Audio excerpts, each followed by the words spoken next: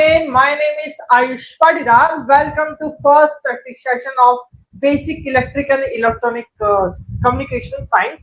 ध्यान दीजिएगा कि कई लोग सोच रहे होंगे कि सर इलेक्ट्रिकल का अलग करें, इलेक्ट्रॉनिक का अलग करें, तो ये भेदभाव हम नहीं करेंगे क्योंकि हम इलेक्ट्रिकल एंड इलेक्ट्रॉनिक इंजीनियरिंग के बैकग्राउंड से है, तो क्योंकि हमारे दोनों टॉपिक समान होते हैं, तो आज का जो हमारा सेशन होगा उसके ना दोनों टॉपिक के क्वेश्चन आपको कहीं ना कहीं दिखाई देंगे और हम पूरी कोशिश करेंगे इसमें मैक्सिमम क्वेश्चंस हम लोग अटेंड कर पाए। ठीक है, तो स्टार्ट करते हैं बिना देरी के इस प्रैक्टिस सेशन को, जहां पर कि हम इलेक्ट्रिकल के सारे टॉपिक के नाम मैं आप लोगों को गिना देता हूं। इलेक्ट्रिकल के टॉपिक बोले तो DC circuit, AC circuit, magnetic circuit, induction Motors, आपकी आएगी इंस्ट्रूमेंट के टॉपिक, ट्रांसफार्मर्स, ऑल।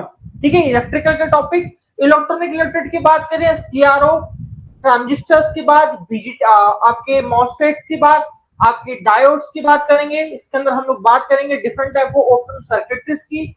इसके इंक्लूड करेंगे हम लोग यहाँ पर हमारे डायोड के applications, and that we will also include कि हम यहाँ पर कम्युनिकेशन का पार्ट बोले तो आईसीटी का इंट्रोडक्शन, कंप्यूटर का इंट्रोडक्शन, प्लस हम बात करेंगे नेटवर्क टोपोलॉजीज के बारे में। तो स्टार्ट करते हैं, तो बेसिक से कुछ क्वेश्चंस उठाते हैं और क्वेश्चंस को चर्चा करना चालू करते हैं। तो चालू करें। सबसे पहले एक बहुत ही छोटा क्वेश्चन है, देख के ऐसा लगेगा कि ये क्वेश्चन के अंदर ये क्वेश्चन सीआरओ का है, मगर ये सीआरओ की मेथोडोलॉजी और जिन लोगों ने वर्किंग करी है उस बेसिस पे क्वेश्चन पूछा गया है, ताकि मैं आप लोगों को समझा पाऊं कि सीआरओ कैसे काम करता है और उनकी डायमेंशन। कभी आपको कोई चीज पूछी जाती है तो काम कैसे करना है, इसलिए क्वेश्चन मैंने आपके यहाँ पर रखा है। इस क्वेश्चन में आप लोग देखोगे, इस क्वेश्चन में बोला गया है कि एक सीआरओ की स्क्रीन है, उसके ऊपर उसके हॉरिजॉन्टल जो उसका स्केल है उसके ना 10 डिवीजन से टोटल। बेसिकली इसको मैं कुछ ऐसा समझा सकता हूं आप लोगों को कि एक मेरे पास में सीआरओ है, ओके, और उसके हॉरिजॉन्टल बोले तो एक्स एक्सिस के ऊपर 10 डिवीजन है, 1 2 3 4 5 6 7 8 9 10, कुछ 10 डिवीजन इसके ऊपर बने हुए हैं, 1 2 3 4 5 6 7 8 9 10, और कुछ एक आध डिवीजन मैंने एक्स्ट्रा बना लिया है तो उसको मैं खत्म कर लेता हूँ। ठीक है, तो ऐसे कुछ 10 डिवीजन मेरे बने हुए हैं। अब ये बोला गया है कि यहाँ पर एक वोल्टेज सिग्नल है मेरे पास में, जिसकी वैल्यू यहाँ पर मैंने आप लोगों को गिवन है, that is 5 sin 3/14t plus 45 of degree। ऐसा कुछ मेरे पास सिग्नल है जिसे मुझे इस पर्टिकुलर से हमारे सीआरओ स्कोप के ऊपर दिखाना है।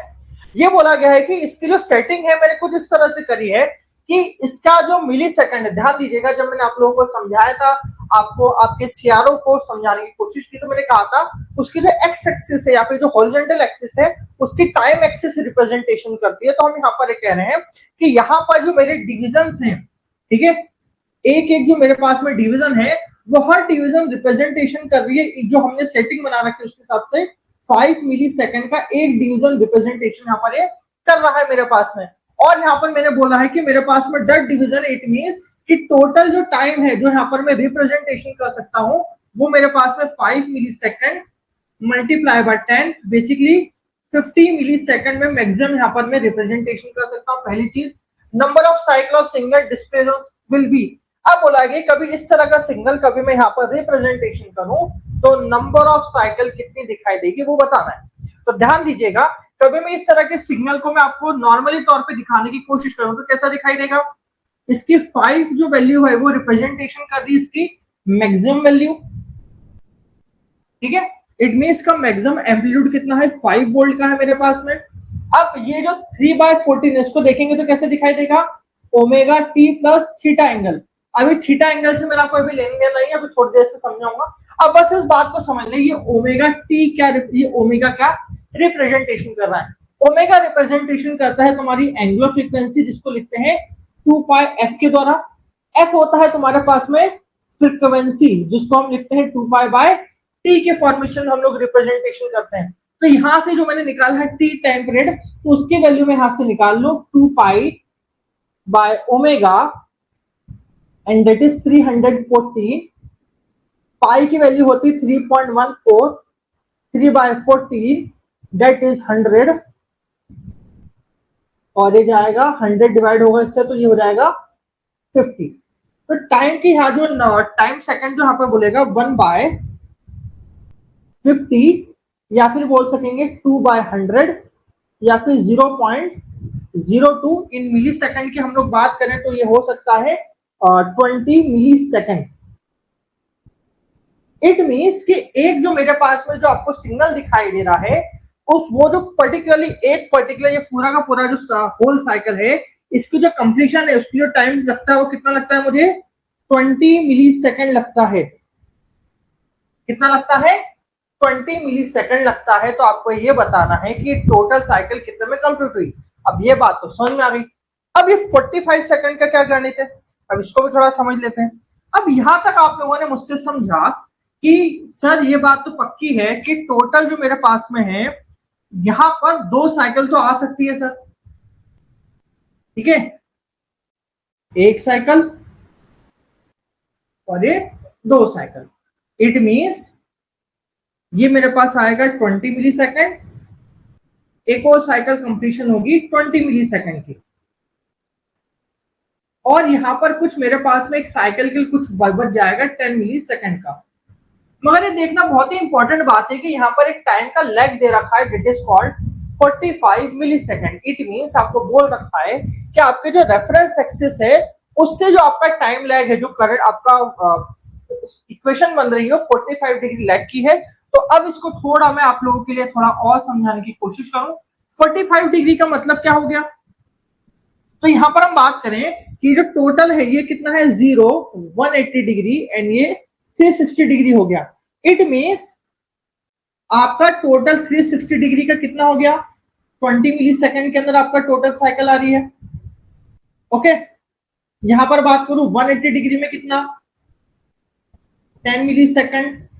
समझाने की कोशिश करता हूं, जो लिख रहा हूं यहां पर मैं आपको थोड़े से 5 millisecond and it is 45 degree in sense हम बात कर रहे हैं 2.5 मिली सेकेंड, ये रिप्रेजेंटेशन। अब ये चीज को थोड़ा समझेगा यहां पर, और अब मैं आपको इसकी पूरी कहानी समझाता हूं। अब ये कहना चाह रहा है कि कभी मेरे पास एक सीआरओ की पॉइंट है जहां पर कि 10 है, 1 2 3 4 5 6 7 8 9, ठीक है, और 1 2 3 4 5 और यहीं कहीं बीच पे एक सेंटर मेरा पॉइंट बना हुआ है। तो मैं यहां से कह रहा हूं कि करीब 2.5 मिली सेकेंड, ठीक है, ध्यान दीजिएगा एक मेरा 0.5 का था, तो यहां से करीब मेरी साइकिल एक स्टार्ट हो रही है, इस पॉइंट से मेरी साइकिल स्टार्ट हो रही है 2.5 मिली सेकेंड बाद से स्टार्ट हो रही मेरी, ठीक है, और अब मेरी साइकिल को कंप्लीट होना चाहिए 20 मिली सेकेंड बोलते 5 5 5 10 1 20, तो ये करीब कंप्लीट होगी मेरी, यहां पर कुछ कंप्लीट होगी 2.5 मिली सेकेंड पहले कुछ कंप्लीशन के ऊपर आएगी मेरी, ऐसे कुछ कंप्लीशन पे आएगी, और 2.5 मिली सेकेंड पहले ये भी चालू हो चुकी है, तो ये कुछ ऐसे आएगी, ठीक है। 2.5 मिली सेकेंड का दोनों का अल्टरेशन रहेगा, तो हम ये बात करेंगे करीब करीब। हाँ, यहाँ पर हम जो टोटल साइकिल की बात करें, यहाँ पर इन्होंने क्या पूछा है नंबर ऑफ साइकिल कितनी कंप्लीट होगी, तो नंबर ऑफ साइकिल की हम लोग बात करें तो अप्रोक्सीमेटली 2 साइकिल मतलब 2.5 साइकिल हमारे यहाँ पर कंप्लीट हो जाएगी हमारे इस सिनेरियो के अंदर, ठीक है। कैसे, तो 10 तो ये बच गई थी, यहां से याद हो तो 20 प्लस 20 तो कितनी बच गई थी 10 मिली सेकेंड, ये बच गया था आपके पास में यहाँ पर, ठीक है। तो 10 मिली सेकेंड बोले तो ये आधी साइकिल और बचेगी यहाँ पर, तो हमें बोलेंगे इसके अंदर कि हमारे पास में करीब करीब आपके पास 2.5 साइकिल आपके पास में बन जाएगी। तो यहां से हमारा जो आंसर आएगा आंसर नंबर बी आएगा, जो कि हम यहां से मैं प्रॉपर आंसर लिख देता हूं मैं यहां से आप लोगों को, omega T is equal to 3/14 T से T cut, omega is equal to 3/4 2 pi F, ठीक है, 3/14 is equal to 2 pi F by time period, इसके हम लोग बात कर रहे हैं। अब मुझे टाइम पीरियड की वैल्यू चाहिए, तो 2 पाई बाय 3/14, ठीक है, 2 इंटू 3.14 इंटू 3/414 100 कट 50, ओके। तो टाइम पीरियड हमारे जो हमने जो लिया है उसका टाइम पीरियड कितना है 20 मिली सेकेंड का उसका टाइम पीरियड है मेरे पास में, ओके।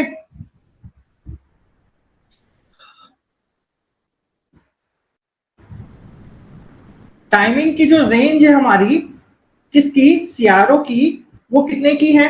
तो हम बोले सर हमारे पास में 10 डिवीजन है मेरे पास में, और हर डिवीजन की मेरे पास में कितने हैं, 5 मिली सेकंड पर सेकंड का मेरे पास में डिवीजन की सेटिंग है।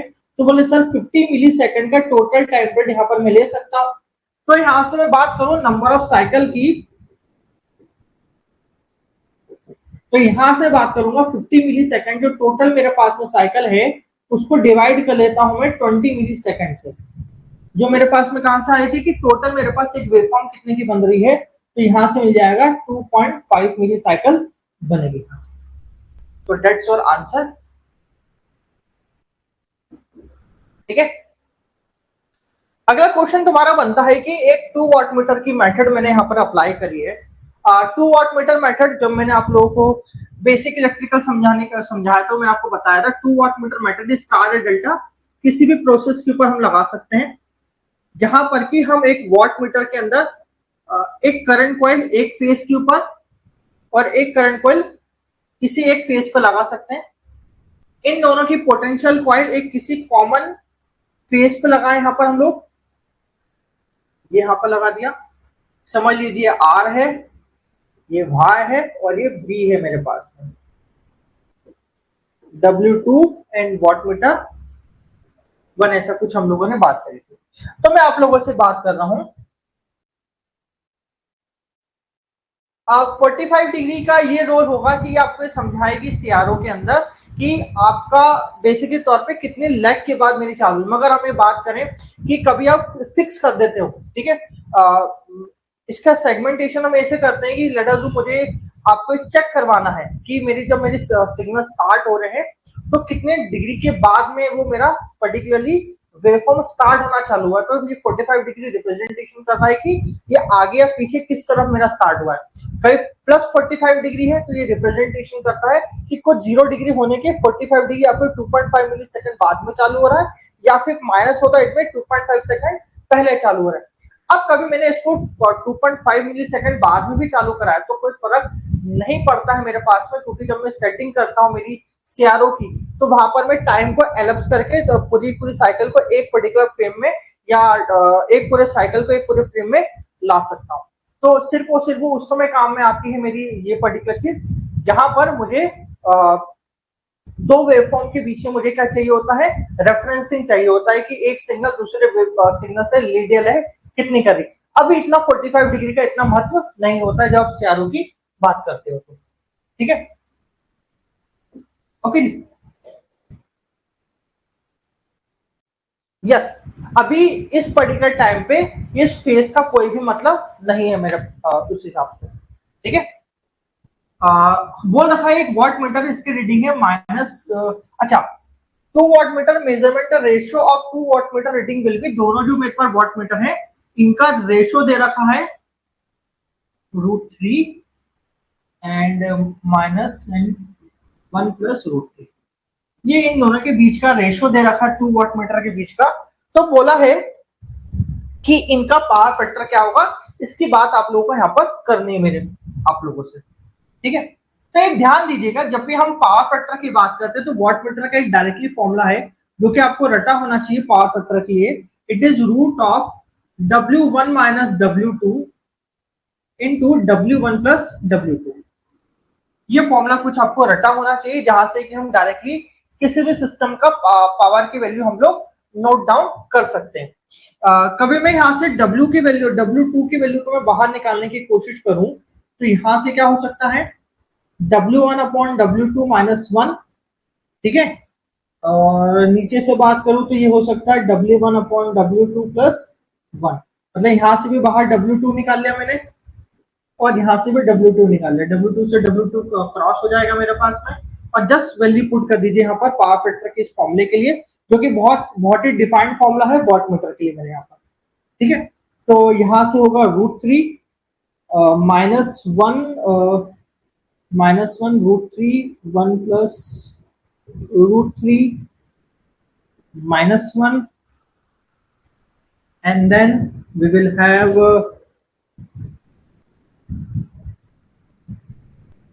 -1 plus √3 1+√3 +1, ठीक है, ऐसा कुछ आंसर आएगा। और इसको एक स्लाइड में हम लोग और ले सकते हैं यहाँ पर हम लोग, ठीक है। इसको मैं फर्दर सॉल्व करूं, मैं यहाँ पर इसको थोड़ा स्लाइड में थोड़ी जगह ले लूं मैं यहाँ पर, सो वी कैन हैव, इस चीज को फर्दर सॉल्व करें।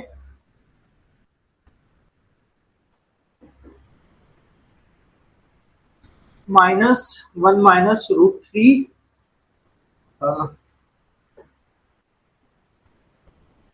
1+√3 अपॉन में जाएगा 1+√3 -1 -√3 +1+√3, ये कुछ आंसर आएगा 1+√3 आंसर। ये क्रॉस कैंसिलेशन हो जाएगा मेरे पास में यहाँ पर इजीली तौर पे। इसको थोड़ा फर्दर मैं सॉल्यूशन करूं तो यहाँ से आएगा -1 +√3 -1 -√3 अपॉन में करूं -1 +√3 +1 +√3, और ओवरऑल के ऊपर बाहर √3 की वैल्यू मेरी लग जाएगी यहाँ पर।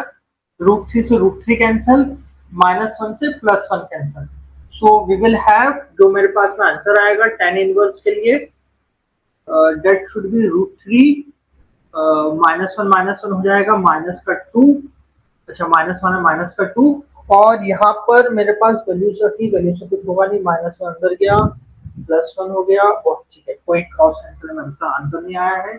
और √3 +√3 2√3 हो जाएगा मेरे पास में, √3 से √3 कैंसिल हो जाएगा मेरे पास में, और मेरे पास में 2 से 2 कैंसिल हो जाएगा मेरे पास में।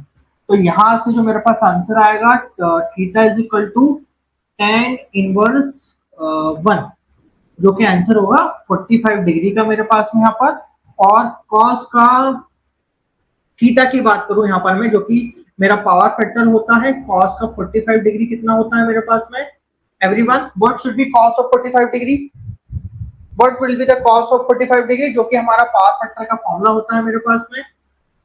आंसर क्या आएगा मेरे पास में, दैट इज 0.70,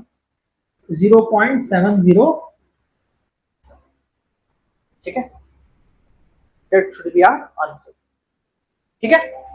प्रोसेस समझ में आ गई, ठीक है। कभी ऐसा कुछ क्वेश्चन आता है तो फॉर्मूला बेस कैसे डायरेक्टली सॉल्व कर सकते हैं हम लोग यहाँ पर, डायरेक्टली पुट ऑन करके यहाँ से हम लोग, ठीक है।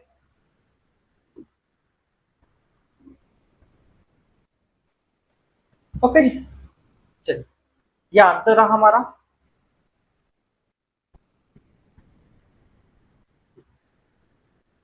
ओके, नेक्स्ट करते हैं, एक series RLC circuit at resonance. कभी एक सीरीज आरएलसी सर्किट आपको दे रखा है जो कि किसी रेजोनेंस पे काम कर रहा है, तो इनमें से क्या क्या चीजें सही हैं। तो सबसे पहले बात करें सीरीज आरएलसी सर्किट क्या है, गधे बच्चे, चलिए, एक सीरीज आरएलसी सर्किट है। सीरीज आरएलसी सर्किट में जहां पर आरएलसी सीरीज में लगे हुए हैं, और बोला है कि रेजोनेंस पे काम करे, इट मींस ये जो फ्रीक्वेंसी है, जिस फ्रीक्वेंसी पे काम कर रहा है वो रेजोनेंस फ्रीक्वेंसी है। जहां पर कि हम रेजोनेंस फ्रीक्वेंसी का सबसे इंपॉर्टेंट पॉइंट ये बात करते हैं कि सर जो इसका इंडक्टिव रिएक्टेंस है वो कैपेसिटिव रिएक्टेंस के बराबर हो जाता है। इट मींस यहाँ पर हम बात करते हैं एट रेजोनेंस, जो one of the special condition है हमारी, वहां पर एक्सएल की वैल्यू एक्ससी के बराबर हो जाती है। और इसको मैंने एक डायग्राम के थ्रू आपको समझाने की कोशिश की थी कि कभी हम एक्सएल की बात करें, जो एक्सएल मेरा जो होता है वो फ्रीक्वेंसी से डायरेक्टली प्रोपोर्शनल करता है, और एक्ससी मेरा इनवर्सली प्रोपोर्शनल है फ्रीक्वेंसी के, ठीक है। एक्सएल इक्वल टू 2πfl और एक्ससी इज इक्वल टू 1/2πfc की हम बात करें तो एक्सएल सीधे जाता है और एक्ससी का कर्व यहाँ पर आता है। तो बोले एक पर्टिकुलर कोई पॉइंट है सर जहां पर की एक्सएल और एक्ससी की वैल्यू किसी फ्रीक्वेंसी पे इक्वल हो रही है, उसको हम रेजोनेंस फ्रीक्वेंसी कह रहे थे। उस रेजोनेंस फ्रीक्वेंसी की वैल्यू का हम बात कर रहे थे 1/2π√LC की हम बातचीत कर रहे थे यहाँ पर, ठीक है। ये एक्ससी का कर्व है जो नीचे की तरफ जा रहा है, और एक्सएल का कर्व है जो ऊपर की तरफ जा रहा है मेरे पास में, जहां पर कि हम रिएक्टेंस और मेरे पास फ्रीक्वेंसी के बीच में कर्व है। तो देखो यहाँ पर इस चीज में एक और चीज मैंने बात करी थी आप लोगों को रेजोनेंस के टाइम पे, कि जब हमारा कभी एक्सएल की वैल्यू एक्ससी के बराबर है तो हम बात करें एक्सएल माइनस एक्ससी की वैल्यू कितनी हो जाएगी, जीरो हो जाएगी, ये भी बातचीत करी थी। इट मींस कभी मैं इस सीरीज आरएलसी सर्किट का भी इंपेडेंस की बात करूं तो R plus j XL minus XC, और एट रेजोनेंस की बात करें एक्सएल एक्ससी के बराबर है तो मेरा जेड किसके बराबर हो जाएगा, प्योरली रेजिस्टेंस के बराबर हो जाएगा मेरे पास में यहाँ पर। ओके, क्योंकि एक्सएल और एक्ससी की वैल्यू क्या हो जा रही है आपस में, जीरो हो रही है मेरे पास में। और कभी यहां से मैं सिस्टम के अंदर करंट की वैल्यू फाइंड आउट करूं तो बोलूंगा कितना वोल्टेज मैंने यहां से अप्लाई किया मैंने, ठीक है, कितना वोल्टेज अप्लाई किया अपॉन इसका सिस्टम का इंपेडेंस कितना है मेरे पास में। अब मैं बोल रहा हूं क्योंकि यहां से एक्सएल और एक्ससी की वैल्यू पूरी रूप से खत्म हो चुकी है, इट मींस मेरा इंपेडेंस की वैल्यू मिनिमम हो रही है यहां पर as XL minus XC is zero, Z will be decreases. It means हमारा जो इस समय Z मिलेगा वो मिनिमम मिलेगा, कम से कम हमें इंपेडेंस की वैल्यू मिलेगी। कभी सिस्टम में कभी इंपेडेंस की वैल्यू मिनिमम है मेरे पास में तो करंट की वैल्यू क्या होगी बताइए यहां से आप लोग, करंट विल बी मैक्सिमम। और इसके लिए मैंने आपको एक कर्वेचर एक और समझाया था जहां पर करंट वर्सेस फ्रीक्वेंसी का कर्व था जहां पर मैंने आपको कुछ ऐसा कर्व शो किया था मेरा, ठीक है। और इसके रिलेटेड मैंने एक और कर्व शो किया था फ्रीक्वेंसी अपॉन इंपेडेंस का, कि इस पर्टिकुलर पॉइंट के ऊपर ये मेरा इंपेडेंस का ग्राफ है और ये मेरा करंट का कर्व है। तो यहां पर मैंने कहा था कि जिस किसी पर्टिकुलर पॉइंट पे जब इंपेडेंस की वैल्यू मिनिमम हो जाएगी, जो हम रेजोनेंस फ्रीक्वेंसी की बात कर रहे हैं, उस समय करंट की वैल्यू क्या हो जाएगी मेरे पास में, मैक्सिमम हो जाएगी मेरे पास में। और इसी के रिगार्डिंग मैंने बात की थी कि यहां से क्या क्या चीजें होगी, करंट की वैल्यू मैक्सिमम हो गई है, इंडक्टेंस की वैल्यू कैपेसिटेंस के बराबर हो गई है। और अगली चीज, कभी मैं इस चीज का इंपेडेंस की मैं बात करूं जो जेड की वैल्यू है वो क्योंकि आर के बराबर होगी तो उसका मैग्नीट्यूड भी आर हो चुका है। कभी इसके एंगल की बात करूं, इमेजरी वैल्यू तो है नहीं इसके पास में, तो tan एंगल की वैल्यू कितनी हो जाएगी, 0 डिग्री। इट सेंस यहाँ पर बात करूंगा जो वोल्टेज और करंट है वो आपस में सेम फेज में हो जाएंगे मेरे पास में। थीटा की वैल्यू कितनी है, 0। इट मींस वोल्टेज और करंट क्या है, सेम फेज में हो जाएंगे। It means all are true, ठीक है। सारे ऑप्शंस मिल गए। ऑप्शन नंबर 1, ठीक है, XL equal to XC. Option number 2 बताया मैंने यहां से आपको, और थर्ड ऑप्शन ने बताया कैसे ट्रू हो गया मेरे पास, ठीक है। चलिए आगे बढ़ते हैं। थर्ड चीज है मेरे पास में कि वोल्टेज और करंट की वैल्यू दे दी, यहां से आपका एलिमेंट निकाल, थोड़ा डिफिकल्ट क्वेश्चन है, ठीक है, मगर सिर्फ इसलिए डाला है ताकि आपके थोड़े कंसेप्ट बन सके। इसका कोई भी इस तरह के क्वेश्चंस कभी आपको नहीं आएंगे। एक क्वेश्चन दे रखा है कि एक वोल्टेज और करंट की वैल्यू यहां से दे रखी है, इससे आपको पता करना है कि आपको इस पर्टिकुलर सर्किट के अंदर आपका आरएलसी इनमें से कौन कौन से एलिमेंट आपको मिल सकते हैं आपको यहाँ पर, ठीक है। तो यहां से कुल मिला के कुछ नहीं करना है, यहां से सबसे पहले आपको इंपेडेंस की वैल्यू फाइंड आउट करनी है। यहां से सबसे पहले हम बात करें इस पर्टिकुलर सर्किट से, V बाई आई की बात करें यहां पर हम लोग, तो 100/2 एंगल हो जाएगा 46 डिग्री, इसका एंगल हो जाएगा मेरे पास में 80 डिग्री मेरे पास में। तो यहां से इंपेडेंस की मैं बात करूं तो इंपेडेंस की वैल्यू हो जाएगी मेरे पास में 50, दोनों प्लस के अंदर है तो 46 माइनस 80 माइनस का 50 माइनस 34 डिग्री सेल्सियस। तो ये इंपेडेंस जेड की मेरे पास में जो वैल्यू आ चुकी है that is 50 angle of 34 degree आ चुकी है यहाँ पर मेरे पास में। अब मुझे यहाँ से रेजिस्टेंस और अदर चीजों को फाइंड आउट करने की जरूरत है। तो अब इस पर्टिकुलर सेटअप में कई चीजें और आना कैसे स्टार्ट होगी, तो बोलेंगे जो सर जेड की वैल्यू है वो बराबर होती है आर स्क्वायर प्लस एक्स के होल स्क्वायर से रिलेटेड कराते हैं सर हम लोग। और जो मेरे पास में थीटा है इनवर्स है वो tan इनवर्स कराते हैं हम लोग सर x बाय आर से, that is x by R से रिलेट कराते हैं जिसकी वैल्यू दे रखी -34 डिग्री सेल्सियस, ठीक है।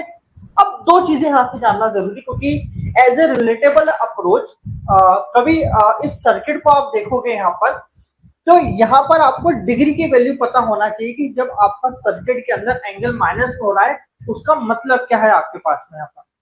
ठीक है, तो इस सर्किट को थोड़ा ढंग से देखो, इसके फेजेस को थोड़ा ढंग से देखो, ताकि यहाँ से आपको आंसर को मालूम करने में आसानी हो यहाँ पर आपके पास में। तो देखो यहाँ पर एक रेजिस्टेंस है, आपके पास में वोल्टेज है, रेफरेंस जीरो एक्सिस के ऊपर है। ठीक है, मेरा मेरा जो प्लस से ऊपर जाता है, माइनस की वैल्यू नीचे की तरफ आती है। ठीक है, ये तो सभी को मालूम मेरे पास में यहाँ पर। ठीक है, प्लस की वैल्यू ऊपर और माइनस की वैल्यू नीचे की तरफ आने की कोशिश करती है मेरे पास में यहाँ पर। तो यहाँ पर मैं बात कर रहा हूँ इसी तरह के कुछ रेफरेंस के ऊपर 46 डिग्री के ऊपर मेरे पास में कुछ एक अप्रोच बना लेता हूं। यहाँ पर मेरा वोल्टेज है और कुछ 86 डिग्री के ऊपर मेरे पास में कुछ करंट की वैल्यू गिवन है मेरे पास। ये मेरे पास 86 डिग्री है। ठीक है, आप लोग इसका आंसर दे पाओगे बहुत इजीली अभी तरीके से। तो 45 डिग्री मेरे पास है। अब मुझे बताओ ऐसा कौन सा सर्किट है, ठीक है, तीन सर्किट होते हैं, pure R, pure R L, pure R C, pure R L C. ठीक है, मतलब ये अलग अलग सर्किट होते हैं। इनमें से कौन से सर्किट में क्या क्या फेज डिफरेंस होते हैं। तो यहाँ पर हम बात करें वोल्टेज और करंट होते हैं सर वो सेम फेज में होते हैं। बी और एल में सर वोल्टेज तो मेरा क्या होता है आगे होता है with respect to current. RC में सर मेरा करंट की वैल्यू आगे होती है, वोल्टेज की वैल्यू पीछे हो जाती है मेरे पास में सर। और आरएलसी में डिपेंड करता है कि तीनों के अंदर एक्सएल का पैरामीटर बड़ा है कि एक्ससी का पैरामीटर बड़ा है। तो अब इन पे कोई छेड़खानी नहीं करना, सीधा डायरेक्ट आंसर। तो सबसे पहले इनमें देखो तो किसका पैरामीटर बड़ा आगे दिख रहा है, करंट मेरा लीड कर रहा है मेरे वोल्टेज से। इट मींस यहाँ पर हम बात करें बेसिकली तौर पे आरसी सर्किट पैरामीटर की हम लोग बात कर रहे हैं। ठीक है, तो यहाँ पर आरसी सर्किट का ओनली कौन सा पैरामीटर आपके पास में गिवन है, ये गिवन है आपके पास में, हाँ या ना। एक ही पैरामीटर गिवन है ना एक होता, तो बिना दिमाग लगाए बिना सोचे समझे just tick the answer.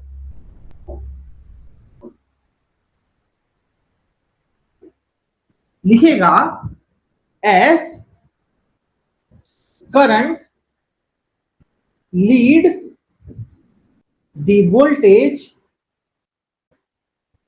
Bye -34 degree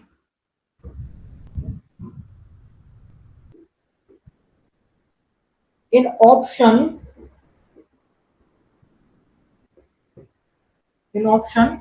only B is true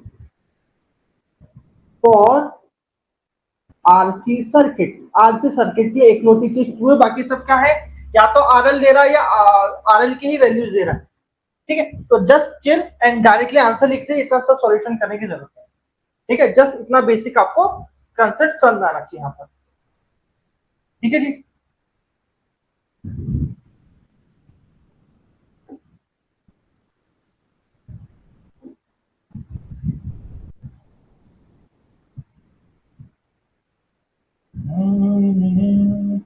देखो मैं आपको कई साइड से मैं इन चीजों को बताने की कोशिश इसलिए कर रहा हूँ।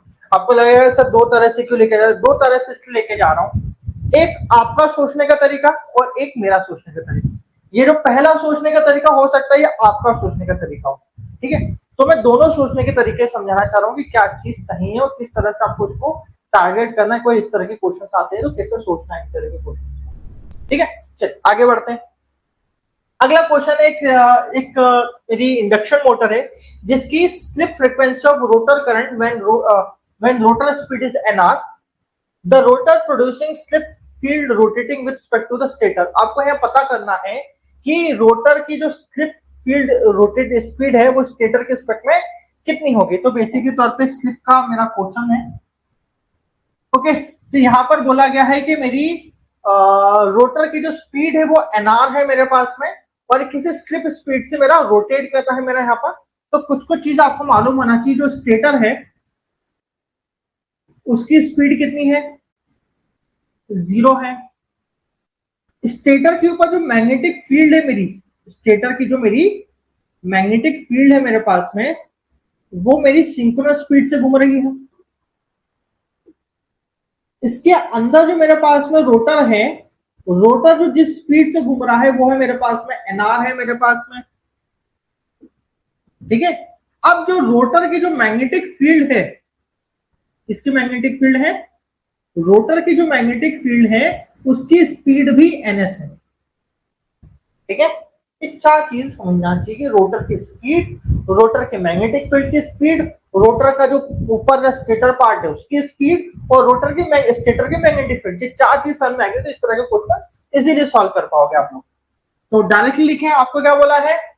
Rotor producing slip field rotate with respect to stator. It means कि रोटर की जो मेरी मैग्नेटिक फील्ड है मेरे पास में, ये जो मैं बात कर रहा हूं, ये बताओ कि स्टेटर के रिस्पेक्ट में इसकी स्पीड कितनी है मेरे पास में। कभी मैं रोटर की मैग्नेटिक फील्ड पे खड़ा हूं मैं, तो ये मुझे स्टेटर के रिस्पेक्ट में कैसे दिखाई देगी? इट मींस रोटर चल रहा है और वो अपनी जगह पे स्टिल मेरे पास खड़ी है, तो मेरे पास में कभी इसकी वैल्यू निकालूंगा तो वैल्यू आएगी ns माइनस 0। ठीक है, तो यहां से जो मेरे पास में सॉल्यूशन आएगा that is called ns। Synchronous speed से मेरी घूमना स्टार्ट होगी। ठीक है, डायरेक्ट आंसर है। ओके जी, चलिए अगला आंसर में अगला क्वेश्चन की तैयारी करते हैं। Network containing linear identical resistors and ideal voltage source, if value of all resistor double then voltage across this resistor is। ये बोला है कि एक नेटवर्क है जहां पर कि बहुत सारे रेजिस्टेंस है जो कि लीनियर, मतलब जो ओम्स लॉ को फॉलो करते हैं। मेरे पास में ऐसे मेरे पास में रेजिस्टेंस है, एक कोई आइडियल वोल्टेज और एक मेरे पास में एक आइडियल वोल्टेज सोर्स सर्किट में लगा हुआ है। अब बोला है कि जितने भी मेरे पास में सर्किट रेजिस्टेंस है, कभी उनकी वैल्यू को डबल कर दिया जाए तो वोल्टेज जो हर रेजिस्टेंस में है उसकी वैल्यू क्या होगी, मुझे ये पता करना है। तो पहली बात करें आइडियल वोल्टेज सोर्स नाम की चिड़िया क्या होती है, इसकी बात करें। आइडियल वोल्टेज सोर्स वो सोर्स होता है जिसका अक्रॉस में कोई भी इंटरनल रेजिस्टेंस की वैल्यू क्या हो जाती है? 0। ठीक है, इसके अंदर कोई भी ड्रॉप नहीं हो रहा है, इस वोल्टेज अप्लाई कर रहा है जिसकी वोल्टेज की वैल्यू टाइम के साथ में समय क्या है? कांस्टेंट है। कभी इस तरह के सर्किट को कभी इस तरह का सर्किट हमने ऐसा लगा दिया है, हमने यहाँ पर ये लगा दिया, समझिए। ठीक है, एक बेसिक फंडामेंटल है। इसका एक और सर्किट था, मैंने उसको आपका हाथ से रिमूव कर दिया है ताकि सिंपलिसिटी रहे। तो एक बहुत सारा रेजिस्टेंस है आर है, ठीक है, सबकी वैल्यू सेम है। अब मैं बात करूं, कभी इस तरह के सर्किट हैं जहां पर कि n नंबर ऑफ मेरे पास में रेजिस्टेंस की वैल्यू लगी है, तो ध्यान दीजिए जितने नंबर ऑफ रेजिस्टेंस मेरे पास में होंगे उसके अक्रॉस उस तरह का लेट अस अज्यूम के n नंबर ऑफ रेजिस्टेंस है मेरे पास में।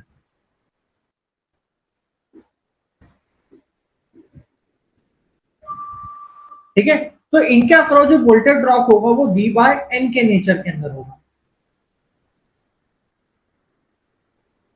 ठीक है, V बाय N नेचर के अंदर। ये क्यों हो जाएगा मेरे पास V बाय N नेचर के अंदर? तो यहाँ पर या तो वोल्टेज डिवाइडर रूल से समझ सकते हैं या फिर इसको आप एक और कंसेप्ट के थ्रू समझ सकते हैं जहां पर कि हम इसको लगाते हैं ओम्स लॉ के अंतर्गत लगा सकते हैं। हम बोलेंगे इस R नंबर जो मेरे सीरीज रेजिस्टेंस है इसका इक्विवेलेंट लेंगे तो N number of resistance multiply by R हो जाएगा मेरे पास में। तो मैं वोल्टेज की बात करूं, ठीक है, कभी सर्किट में करंट की नेचर की बात करूं तो मेरा करंट का नेचर थोड़ा बहुत ही सिंप्लीफाइंग रूप से बता सकता था और थोड़ा कंसेप्ट समझाने की जरूरत है यहाँ पर।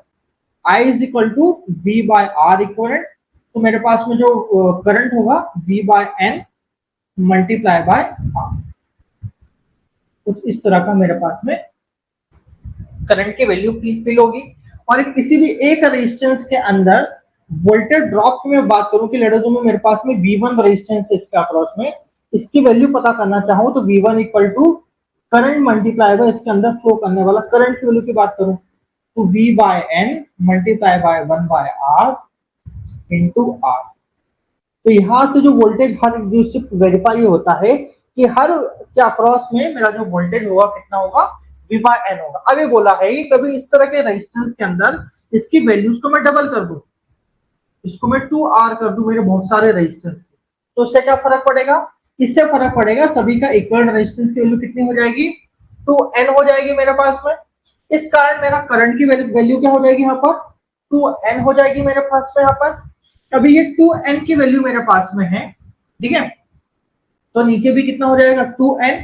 रेजिस्टेंस की वैल्यू अब चेंज होगी, R नहीं होगी, कितनी हो जाएगी? 2R हो जाएगी मेरे पास में यहाँ पर।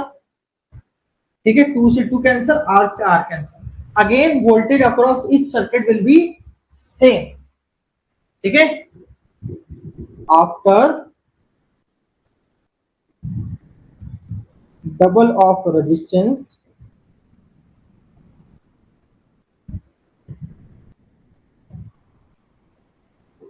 voltage drop remain, ठीक है, वोल्टेज ड्रॉप इसमें कोई भी चेंज नहीं हो रहा है मेरे पास में यहाँ पर, ठीक है, ओके जी।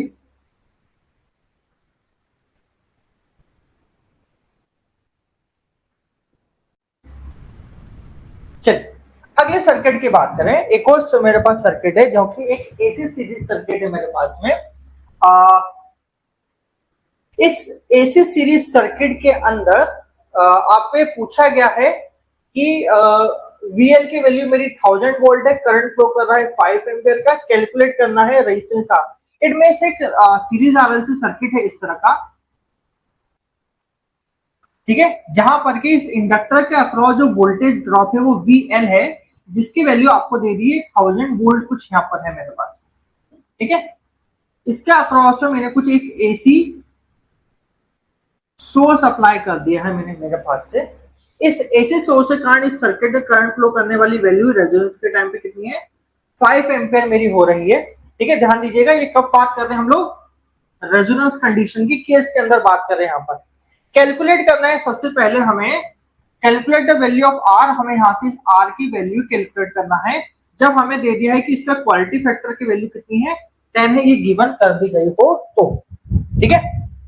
अब दो चीजें थोड़ा समझना जरूरी है, हम इसको कुछ और तरीके से भी निकाल सकते थे यहाँ पर, जैसे कि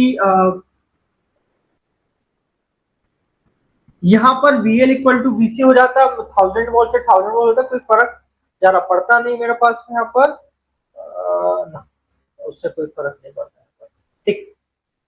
चलिए यहां से पहले हम लोग ये बात करें कि हमारा क्वालिटी फैक्टर का फॉर्मूला क्या होता है, ये हमें जानना जरूरी है इस पर्टिकुलर क्वेश्चन के लिए।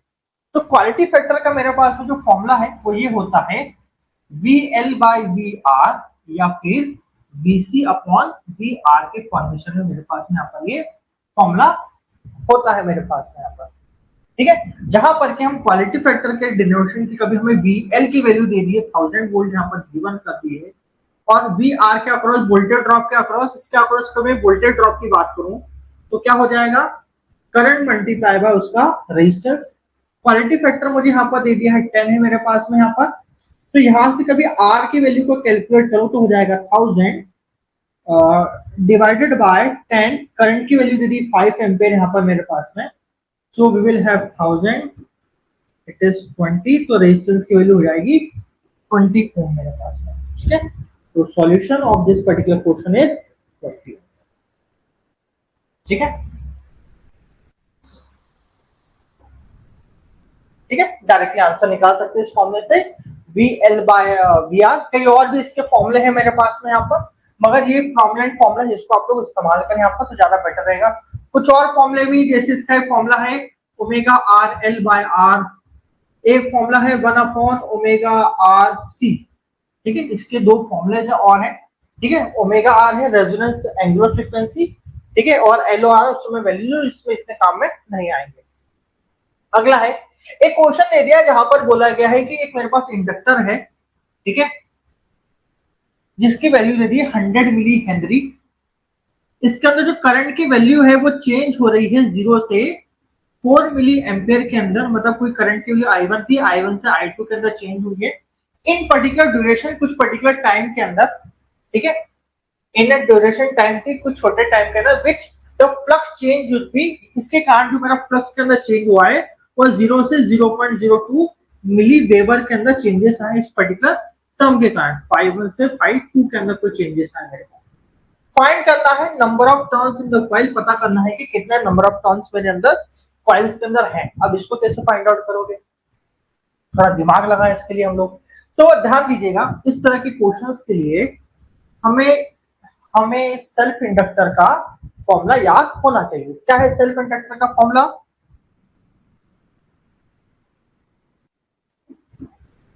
Li is equal to N phi, याद है आप लोगों को, यहां से ये फॉर्मूला याद है, यही फॉर्मूला आप लोगों ने पढ़ा था। तो यहां से हम बात करें कि हमारा जो करंट है वो चेंज हो रहा है विद रिस्पेक्ट टू टाइम, और जिसके कारण कि मेरा फ्लक्स भी मेरा क्या हो रहा है, रिस्पेक्ट टाइम चेंज हो रहा है मेरे पास में यहाँ पर। कभी हम दोनों को डेरिवेटिव प्रॉपर्टी के थ्रू हम दोनों के अंदर चेंजेस करें यहाँ पर हम लोग, तो हम यहाँ से बोल रहे हैं कि यहाँ पर एल जो मेरे पास में गिवन है दैट इज 100 मिली हेनरी यहाँ पर गिवन है मेरे पास में, मिली हेनरी बोले तो -3, ठीक है। अब जो करंट की वैल्यू है चेंज हो रही मेरे पास में 4 मिली एम्पियर करीब करीब जो चेंजेस आए कितना है 4 मिली एम्पियर करीब चेंज आया है मेरे पास में। नंबर ऑफ टर्न्स जो मुझे फाइंड आउट करने यहाँ पर मुझे ओके एन होता है नंबर ऑफ टर्न्स। यहाँ पर जो फ्लक्स के अंदर जो ओवरऑल चेंज आया है 0 से 0.5 तो बोल सकते हैं 0.02 मिली वेबर बोले तो -3 से इधर का -3 कैंसिल आउट कर दो यहाँ से। नीचे एन की वैल्यू जो आ जाएगी 400 ट्रांसफॉर -3, नीचे आ जाएगा 0.02 एंड 100 की वैल्यू ऊपर लेके चल जाएंगे यहाँ से हम लोग, 2 से हो जाएगा 200 and it will be 3 cancel out approximately 20 turns अपन मेरे पास में, ठीक है। तो आंसर नंबर इज ठीक है, सॉल्यूशन भी तुम्हारे यहां से आ जाएगा इस पर्टिकुलर क्वेश्चन में। अगला एक सर्किट है, एक वापस सेल्फ इंडक्टेंस का क्वेश्चन है जहां पर ये पूछा गया है कि तुम्हारे पास में दो कॉइल्स है, इंडक्टिव कॉइल्स है मेरे पास में, दोनों इंडक्टिव कॉइल्स के L1 और L2 की मेरे पास में यहाँ पर वैल्यू गिवन है जो कि सीरीज फॉर्मेशन में, किस फॉर्मेशन में लगे हुए हैं, सीरीज फॉर्मेशन में यहाँ पर लगे हुए हैं मेरे पास में, जहां L1 की वैल्यू है J4 ओम और L2 की वैल्यू यहाँ पर गिवन है J10 ओम की वैल्यू यहाँ पर गिवन है। सेकंड चीज, अब मेरी यहाँ पर पोलैरिटी डिसाइड करती है एडिटिव नेचर है कि मेरा ये अपोजिट नेचर के अंदर। तो जो मैंने आपको समझाया था कि कभी कोई करंट की वैल्यू जा रही है, सबसे पहले इसने इस कॉइल में घुसते ही क्या देखा, ये डॉट प्रोडक्ट देखा है, और वापस में सेकंड वाली कॉइल में गया और वहां पर ही मैंने डॉट प्रोडक्ट देखा। इट मींस ये क्या है, एडिटिव नेचर के हैं ये, ठीक है। और कभी कुछ ऐसा हो कि कभी दो कॉइल मेरे पास में रखी हो, एक में शुरुआत में रखा हुआ और एक में लिविंग में हो, मतलब दोनों या तो एंटरिंग के अंदर हो, ठीक है, या दोनों लिविंग के अंदर हो। बोथ एंटरिंग के अंदर मेरे डॉट प्रोडक्ट रखे हैं, बोथ लिविंग के अंदर रखे हुए हो, तो उसको हम बोलते हैं एडिटिव नेचर के अंदर है।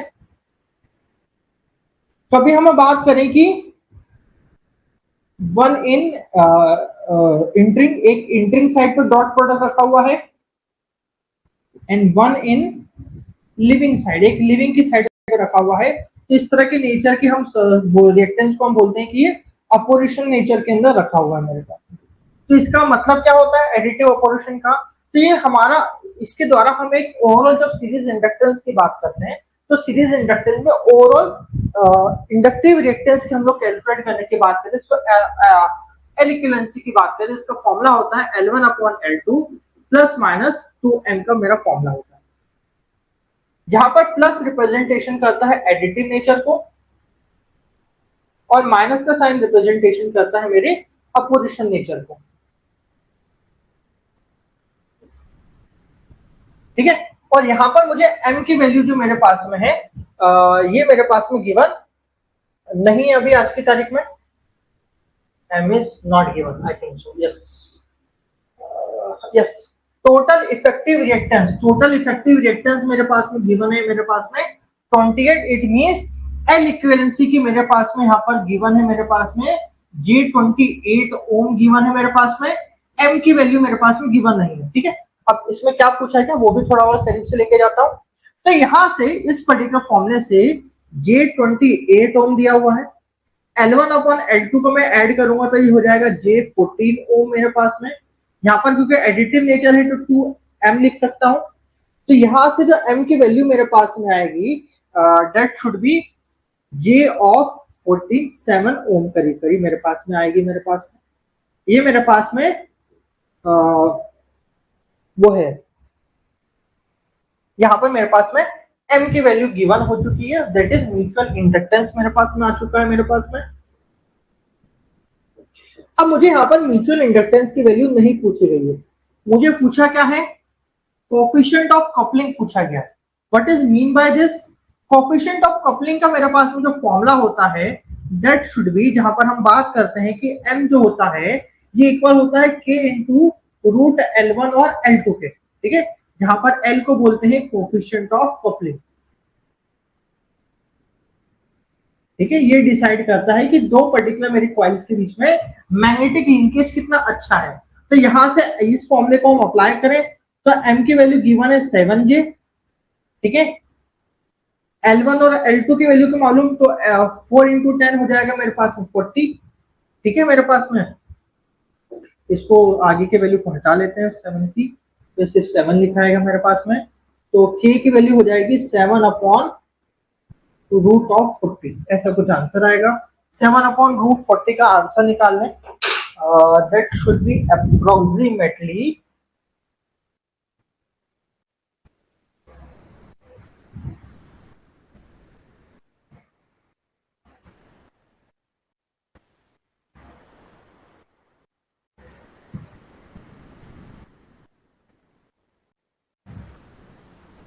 that is 1.1067, 1.1067, that is option number A, ठीक है। ये मेरा इसका राइट आंसर है, ठीक है जी। आगे बढ़ते हैं, तो इसके आगे हम लोग अब अगला question, Lenz law is conceptually similar to, Lenz law का नियम क्या कहता है मेरे पास में?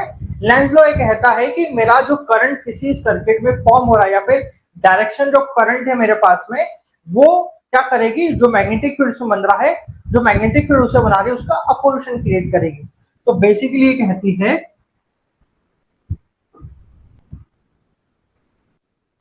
कि लेट अस अज्यूम कि ये मेरे पास में सर्किट है, ये मेरे ट्रांसफार्मर की एक कॉइल है जहां से कि कुछ फ्लक्स की वैल्यू आ रही है मेरे पास में, ठीक है। अब इस फ्लक्स के कारण यहाँ पर कुछ ईएमएफ इंड्यूस हो रहा है, जिस कारण की इसमें मुझे करंट की डायरेक्शन बतानी है।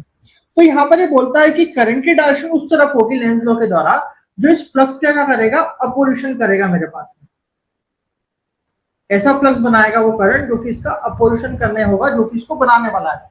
उसको बताने के लिए क्या बोलेंगे हम लोग, ये फ्लक्स को बताने के लिए हम बोलेंगे फ्लक्स का अपोजिशन करने के फ्लक्स बना रहे हैं, और करंट हमारा कौन सा होगा, हमारे राइट हैंड थंब रूल से रिप्रेजेंटेशन होगा। तो इसको पकड़ लीजिए, और ये राइट हैंड थंब रूल क्या होता है, नीचे की तरफ जाएगा, तो ये करंट ऊपर और ये अंदर की तरफ, तो ये मेरा करंट जाएगा ये। तो करंट की डायरेक्शन रिप्रेजेंटेशन होती है लेंज लॉ के द्वारा, जो कि माइनस की साइन होती है, जो रिप्रेजेंटेशन करती है उसके बनाने में फ्लक्स के अपोजिशन करता है। तो इसमें से कौन सा लॉ है मेरे पास में, तो बायो-सैवर्ट लॉ नहीं है। बायो-सैवर्ट लॉ रिप्रेजेंटेशन करता है कि किस तरह से मैग्नेटिक फील्ड करंट जो मेरा बन रहा है उसके रिप्रेजेंटेशन करता है मेरे पास में। Ohm's law, V equal to I R, voltage law loop के में काम करता है। तो एक ही लॉ है, Newton third law of motion, ठीक है। मोशन न्यूटन थर्ड लॉ क्या कहता है, every action has a reaction, मतलब जो कॉज है उसके अपोजिशन करने की कोशिश करता है। तो ये मेरे पास में थर्ड ऑप्शन है, that is right answer, okay जी।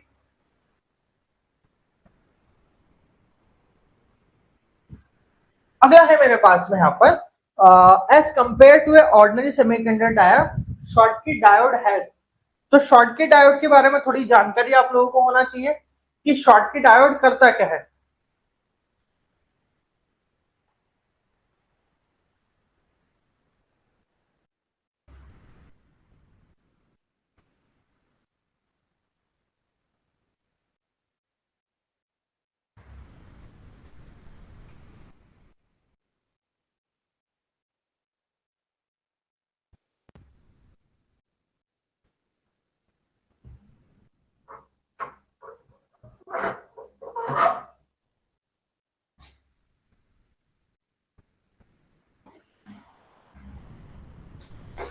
देखिए हमारे जो ये शॉर्टकी डायोड होते हैं, शॉर्टकी डायोड का बेसिक नियम ये कहता है कि इसके बीच में जो जंक्शन होता है बहुत ही छोटा होता है, जिस कारण की इसका जो नी वोल्टेज होता है, जिस कारण की ये ऑन होते हैं, वोल्टेज बहुत ही छोटा होता है। तो यहाँ पर हम बात करेंगे, it has a lower cut-in voltage, higher cut-in voltage, lower reverse saturation current. तो हम बात करेंगे ऑप्शन नंबर बी और सी, नहीं, इसका से option number A he true है, जहां पर हम बात करेंगे इसका जो कट इन वोल्टेज, जहां से इसको बेसिकली नी वोल्टेज कहा जाता है, वो लो होता है मेरे पास। ठीक है, option number A is right, only option number A is right. ठीक है, जहां पर कि हम बात करते हैं कि एक पीएन जंक्शन डायोड में मेरा जो शॉर्टकी डायोड होता है पी और एन होता है मेरे पास में, और इन दोनों के बीच में एक इंट्रिंसिक सेमीकंडक्टर डायोड रखा दिया जाता है, जिस कारण की इसका जो जंक्शन बैरियर होता है it should be small, junction barrier is small. क्योंकि अब जंक्शन बैरियर स्मॉल होगा तो जिसके कारण की मेरा जो वोल्टेज होगा जब ये राइज होना स्टार्ट होगा इट शुड बी स्मॉल।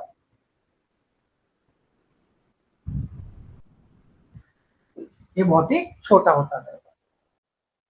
ठीक है, एक बहुत अच्छा लॉजिक है, इस तरह के क्वेश्चन कभी कभी हम समझना सीख सकते हैं, जहां पर क्या बोले कि मेरे पास में दो इनपुट लॉजिक गेट्स है मेरे पास में, shall produce the output one if both output is one. तो एक तरह का ये बोला गया है कि एक लॉजिक गेट सर्किटरी है मेरे पास में जिसके अंदर इनपुट दो इनपुट्स है मेरे पास में 1 and 2, और जिससे कुछ आउटपुट मिल रहा है मेरे पास में। आउटपुट कैसा है? ठीक है, gate shall produce output 1 if both input are 0। कभी दोनों इनपुट के ऊपर अभी आप जाओ, आप लोग मुझे दें कि ऐसा कौन सा सर्किट है जहां पर लॉजिक में दोनों को 0 देता हूं तो आउटपुट इसके अंदर सिर्फ और सिर्फ ये 1 प्रोड्यूस करते हैं। ऐसे इन ऑप्शन में से कौन कौन से गेट्स है मुझे बताइए यहाँ पर। तो एक्सओर गेट की टेबल आप याद करेंगे तो एक्सओर गेट की टेबल में क्या था कि जब हम 0 0 इनपुट देते थे, 0 0 या 1 1 इनपुट देते थे मेरे पास में, तो इसका आउटपुट हो जाता था मेरे पास में 0 0। ठीक है, एंड गेट में हमें बात करते थे कि ये बेसिक के तौर पर मल्टीप्लीकेशन रूल पे काम करता है, तो 0 0 0 1 और 1 0 पे इसका आउटपुट की वैल्यू कितनी मिलती है? 0 मिलती है। नैंड गेट की बात करें तो एंड गेट का उल्टा होता है, 0 0 0 1 और 1 0 पे इसकी वैल्यू 1 1 1 होती है मेरे पास में। नॉर गेट में क्या होता है कि और गेट का जस्ट उल्टा होता है कि जहां इसको 1 1 1 देना जहां 0 है उस जगह के ऊपर इसे 1 मिलता है, जहां 0 1 है एडिशन के टाइम पे 0 और ये 0 देता है। तो इनमें से कौन सा लॉजिक इसका ट्रू होगा? अब मुझे ये बताइए आप लोग, कौन सा लॉजिक ट्रू है मुझे बताइए नैंड गेट के लिए।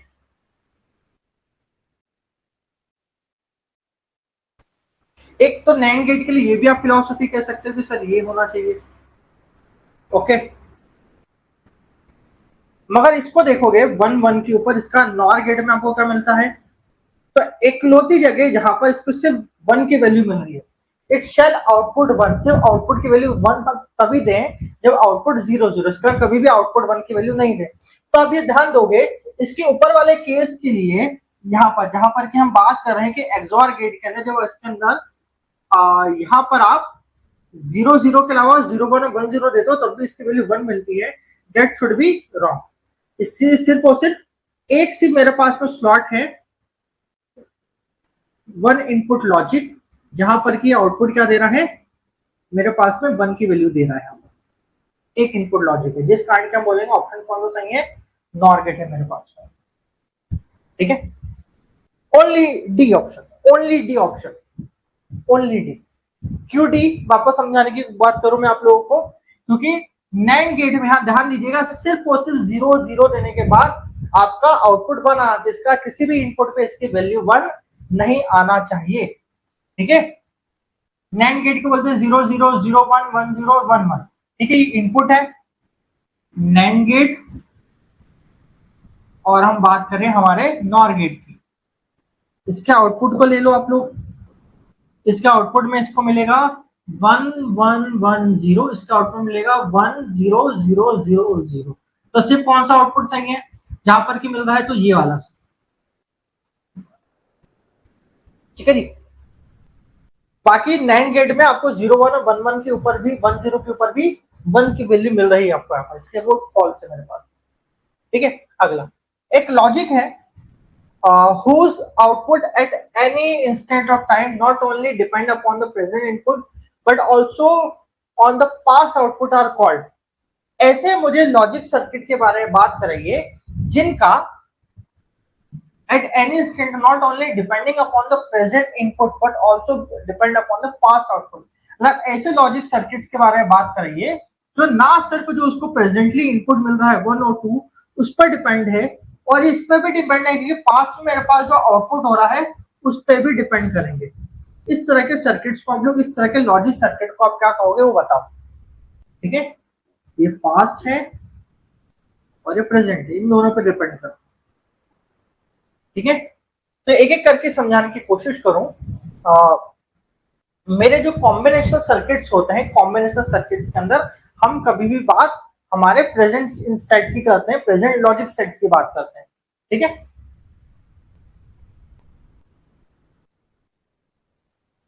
ओके। मेरे पास में जो सिक्वेंशियल सर्किट है, ये ओनली मेरा सर्किट है जहां पर कि हमें बात करते हैं कि हमारा जो सर्किट है वो ना सिर्फ कॉम्बिनेशन सर्किट पर डिपेंड करता है, ये पास इनपुट पर भी डिपेंडेंसी करता है। तो यहाँ पर जो मेरा आंसर होगा that is called sequential circuits का हम लोग बात करेंगे यहाँ पर हम लोग।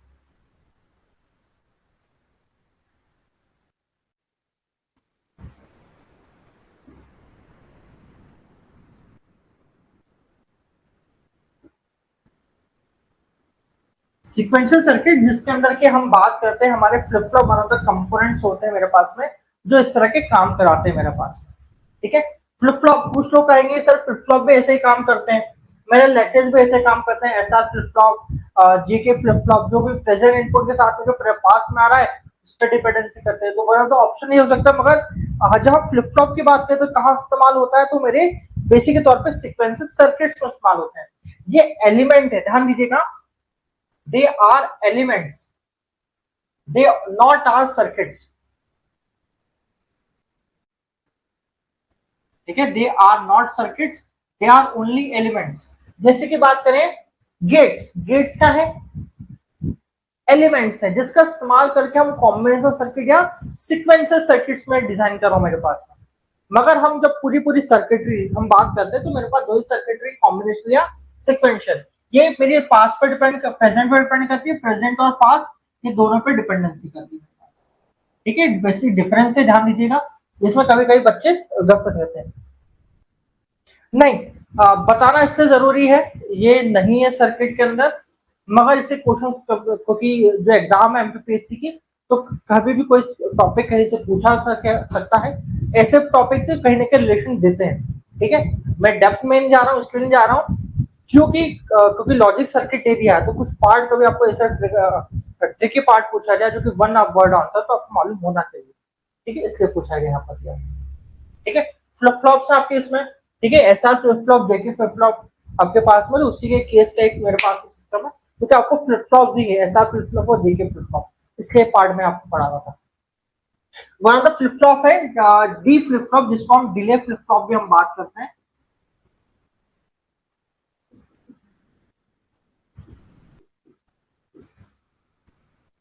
डिले फ्लिप फ्लॉप का बेसिक कंसेप्ट ये कहता है, ये ऐसा फ्लिप फ्लॉप का ही पार्ट होता है जहां पर हमें बात करते हैं कि ये सिर्फ और सिर्फ कुछ टाइम का डिले कराता है। इट मींस आपने जीरो इनपुट दिया तो ये आउटपुट में जीरो ही प्रेजेंट करेगा, इसको वन इनपुट दिया तो ये आउटपुट में वन ही प्रेजेंट करेगा अपने आप में। इस तरह का लॉजिक सर्किट होता है, जहां पर कि हम बात करते हैं कि लेट अस मेरे पास में ऐसा फ्लिप फ्लॉप है मेरे पास में, तो इस एसआर फ्लिप फ्लॉप के अंदर एक नॉट गेट के ऐसे आप लगा देते हो यहाँ पर आप लोग,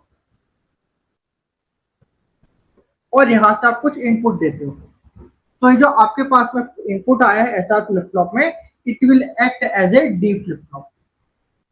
ठीक है, इट मींस यहां से कभी आप जीरो देते हो यहां से, तो ऊपर जीरो नीचे वन जाएगा आपके पास में। तो एसआर फ्लिप फ्लॉप में जब जीरो वन जाता है मेरे पास में, तो आउटपुट की वैल्यू हंस में क्या मिलती है, जीरो ही मिलती है मेरे पास में। वैसे मैं बात करूं कभी एसआर फ्लिप फ्लॉप के अंदर, कभी आउटपुट के, कभी यहाँ डी से मैं कभी वैल्यू वन दूं, तो यहाँ पर ऊपर वन आ जाएगा, नीचे जीरो मिल जाएगा, और वन जीरो का आउटपुट की वैल्यू क्या मिलती है, मुझे वन मिलती है। इट मींस एक तरह का डिलेवेंसी में प्रोवाइड कर रहा हूँ। तो इस तरह के सर्किट को हम बात करते हैं कि ऐसा फ्लिप फ्लॉप का इस्तेमाल होता है। ठीक है, चलिए, और भी छोटे छोटे टॉपिक्स हैं। इंस्ट्रूमेंट का वन ऑफ द टॉपिक है मेरे पास में, जहां पर कि in most of the instrument damping is provided by. Damping के कौन कौन से तरीके हैं, तो डैम्पिंग के तरीके में आप लोगों को सिखाया था मेरे पास में। डैम्पिंग क्या होता है, तो हमने बात किया था कि मेरा जो सर्किट है, लेट अस मेरे पास में एक इंस्ट्रूमेंट को समझाने के दौरान मैं आपको समझाया था, इंस्ट्रूमेंट समझा रहा था, तो मैं आपसे बात कर रहा था कि एक लेट अस मेरे पास में एक पॉइंटर है। अब पॉइंटर को यहाँ पर इसको रिप्रेजेंटेशन करना है कि 5 मिली एम्पेयर्स मेरे पॉइंट है, तो अभी पॉइंटर जाएगा 5 मिली एम्पेयर पे, एग्जैक्टली पॉइंट कर देना चाहिए कि सर मेरा करंट की वैल्यू किसी सर्किट में क्या हो रही है, 5 मिली एम्पेयर हो रही है।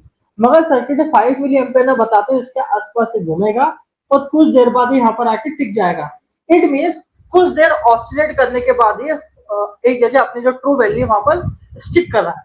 अब कभी ऐसा हो कि मेरा सर्किट आगे जाए पीछे जाए और बहुत ज्यादा बार और बहुत टाइम तक ऑसिलेट होने के बाद ये रुके, ठीक है, तो आप किस तरह का सर्किट चाहते हो? हमें चाहते हैं कि मेरा जो वर्किंग है हमारे इस तरह का एनालॉग सर्किट कुछ इस तरह से हो कि सर कुछ देर तक बहुत ही कम समय तक ये ऑसिलेट करे और ये हमारा रीडिंग मेरी नोट डाउन कराते हैं। तो इसकी डैम्पिंग मतलब इस तरह का ऑसिलेशंस को हटाने के उसको बोलते हैं डैम्प आउट करना मैंने ऑसिलेशंस को। तो उस ऑसिलेशन को डैम्प आउट करने के कई तरीके होते हैं। उसमें बना तो तरीका होता है कि स्प्रिंग हम लगाते हैं हमारे पास में, ठीक है, स्प्रिंग लगाते हैं हमारे पास में कि लेट अस अज्यूम कि मेरे पास में कोई गया, मैंने इसको पकड़ लिया पीछे से, तो हमारा पॉइंटर आगे गया है तो स्प्रिंग ने इतना मोशन करा दिया कि वापस को खींच के पीछे लेके आएगा, इसको ऑसिलेशन को कम करने की कोशिश करेगा मेरे पास। इट इज बेसिकली तौर पे स्प्रिंग हमारा तो मीडियम्स मेरे पास में होता है। इसके अलावा हम एयर फ्रिक्शन डैम्पिंग की बात करते हैं, फ्लूइड फ्रिक्शन डैम्पिंग की यहाँ पर भी हम लोग बात करते हैं, ठीक है। तो कौन कौन सी डैम्पिंग होती है? स्प्रिंग फ्रिक्शन डैम्पिंग,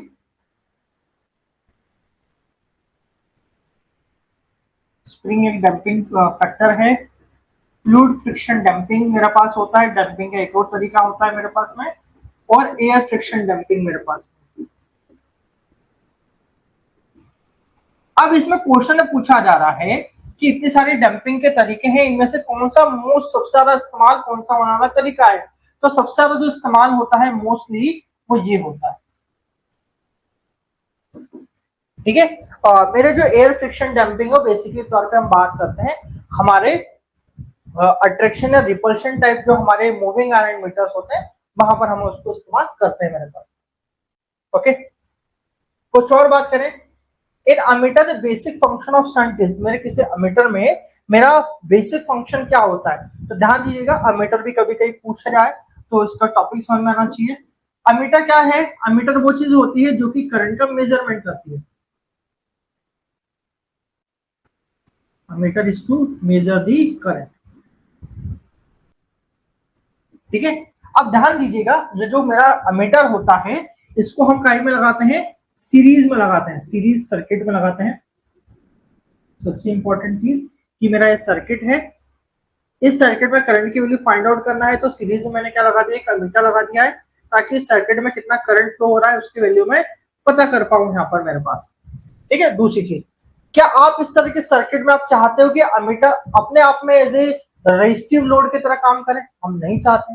कभी ये रजिस्टर अपने आप में एज ए रजिस्टिव लोड की तरह काम करेगा तो इसका जो फ्लक्चुएशन है यहाँ पे जो बोल सकते हैं ये ज्यादा एरर प्रोवाइड करेगा। तो हमारी आइडियली हम क्या कैरेक्टरिस्टिक बात करते हैं अमीटर की?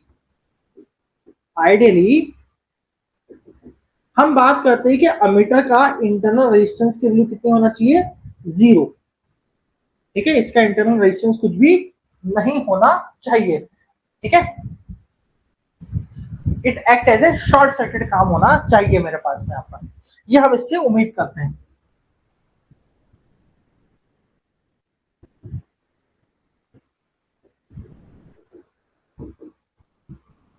मगर एक बात करते हैं कि कुछ कुछ हमारे सर्किट्स के अंदर लेट अज्यूम कि मेरे पास में एक अमीटर मैंने यहाँ पर इसी तरह का लिया है जिसकी अमीटर की जो रेंज है वो 0 से 10 मिली एम्पेयर की रेंज है मेरे पास में। इस तरह की अमीटर मैंने एक सर्किट में लगाया है, उस सर्किट के अंदर 10 वोल्ट का सर्किट 10 वोल्ट है और रेजिस्टेंस की वैल्यू 1 ओम है। इट मींस इसमें से करंट की वैल्यू जो जाएगी वो 10 एम्पियर तक की मेरे पास में जाएगी। अब मगर मेरे पास में जो अमीटर है उसकी सिर्फ जो रेंज है वो 10 मिली एम्पियर तक की है। तो ऐसा क्या करूं कि इस सर्किट के अंदर ये जो मेरा अमीटर है इसकी रेंज बढ़ जाए और ये 10 एम्पियर तक का करंट अपने में से फ्लो कराए। तो बोलते हैं कि इस अमीटर के अक्रॉस में एक शंट रेजिस्टेंस हम लोग लगा सकते हैं यहाँ से, और ये शंट रेजिस्टेंस कुछ इस तरह का लगे रखे हैं कि मैक्सिमम करंट इसमें से फ्लो हो मेरे पास, ठीक है। हम चाहते हैं कि जो शंट रेजिस्टेंस है इसका रेजिस्टेंस की वैल्यू मेरी छोटी हो मेरी अमीटर के इंटरनल रेजिस्टेंस से, ठीक है, तभी ना कभी शंट का रेजिस्टेंस छोटा होगा, मेरा शंट का रेजिस्टेंस छोटा होगा, तभी तो हम बोलते हैं इलेक्ट्रिकल में कि करंट उसी पर्टिकुलर पाथ में फ्लो होगा जहां से मेरा कम से कम रेजिस्टेंस होगा।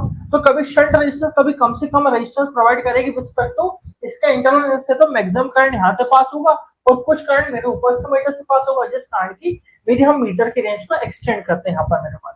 तो यहाँ से बोलते हैं शंट में हम लगाते हैं for meter for range extension of range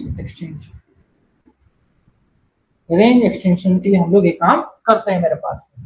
तो यहाँ बोला कि बेसिक फंक्शन क्या है शंट का, bypass the current, increase the sensitivity current, increase the resistance of meter, improve the damping in the meter. तो हम बोलते हैं बाईपास करना चाहते हैं कि हम करंट को, कि करंट जो पास हो बाईपास हो जाए उसमें से। तो यस, हमारा बेसिक पॉइंट फंडामेंटल वही।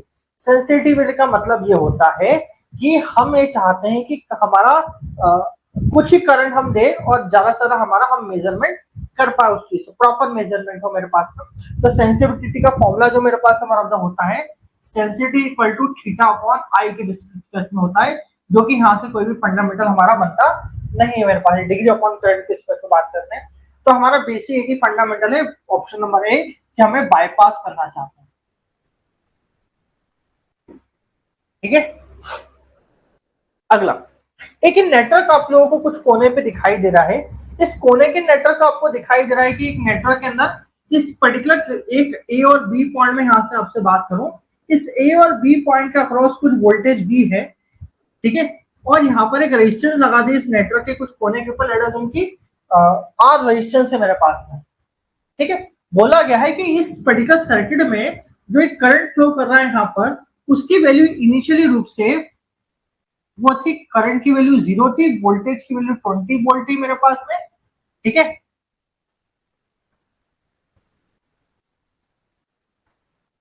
व्हेन करंट इज 0 वोल्टेज की वैल्यू कितनी थी, 20 वोल्ट थी मेरे पास में यहाँ पर। ओके, अब बोला गया है कि कभी रेजिस्टेंस की वैल्यू यहाँ पर 0 हो जाए, सेकंड केस 1 है मेरे पास में, ये केस 2 ये गिवन है मेरे पास में यहाँ पर, कि जब रेजिस्टेंस की वैल्यू 0 हो जाए तो करंट की वैल्यू कितनी हो जाएगी, 10 एम्पियर हो जाएगी। इफ नाउ कभी आर की वैल्यू यहाँ पर 3 ओम है मेरे पास में यहाँ पर, तो बोला है कि यहाँ पर बताओ कि करंट की वैल्यू कितनी होगी, ये आपको फाइंड आउट करनी है यहाँ पर। ओके, ये आपको यहाँ से इस तरह से पता करना है। तो थोड़ा थोड़ा बारीक बारीक चीजें समझे कि जब करंट की वैल्यू 0 है, करंट की वैल्यू 0, इट मींस कि मेरा circuit as a open circuit की तरह काम कर रहा है। ठीक है, उस पर्टिकुलर केस में यहां पर जो ओपन सर्किट वोल्टेज है उसकी वैल्यू कितनी है, 20 वोल्ट है मेरे पास में। ठीक है, इसको हम असल में बोलते हैं ये मेरा थेवेनिन इक्विवेलेंट सर्किट की तरह काम कर रहा है मेरा। ओके, अगला केस 2 की बात करें कि जब सर्किट में रेजिस्टेंस की वैल्यू 0 है, इट मींस एज ए काम कर रहा है शॉर्ट सर्किट के, तो इस समय से शॉर्ट सर्किट जो करंट यहां से चल रहा है उसकी वैल्यू यहां पर जा रही है 10 एम्पियर करंट। ध्यान दो, ये बेसिकली क्या है, नॉर्टन करंट की बात की गई है आप लोगों से, इस करंट की बात की गई है, नॉर्टन करंट की बात की गई है आप लोगों से। तो आप लोगों से थर्ड केस की बात कर रहा है, कभी इस पर्टिकुलर सर्किट में कभी रेजिस्टेंस की वैल्यू 3 ओम है, तो आप ये बताइए कि इस सर्किट के अंदर करंट की वैल्यू कितनी फ्लो करेगी। ठीक है, तो कुछ नहीं करना है, एक बहुत ही बेसिक सर्किट है। तो इस सर्किट से कभी मैं एक थेवेनिन रेजिस्टेंस का कभी आपको फॉर्मूला मालूम हो तो बता देते हैं। थेवेनिन रेजिस्टेंस हम जब निकालते हैं किसी सर्किट का, तो हम बोलते हैं VTH upon IN, Norton current के रिप्लेसमेंट से हम बात करते हैं, तो हमें बोलते हैं 20 अपॉन 10। तो यहां से आएगा 2 ओम का रेजिस्टेंस मेरे पास में आएगा, थेवेनिन रेजिस्टेंस आएगा मेरे पास में यहाँ पर। ठीक है, थेवेनिन वोल्टेज मुझे दे रखा है कितना है, 20 वोल्ट है यहाँ पर। थेवेनिन रेजिस्टेंस मैंने यहाँ पर निकाल लिया है 2 ओम का मेरे पास में यहाँ पर।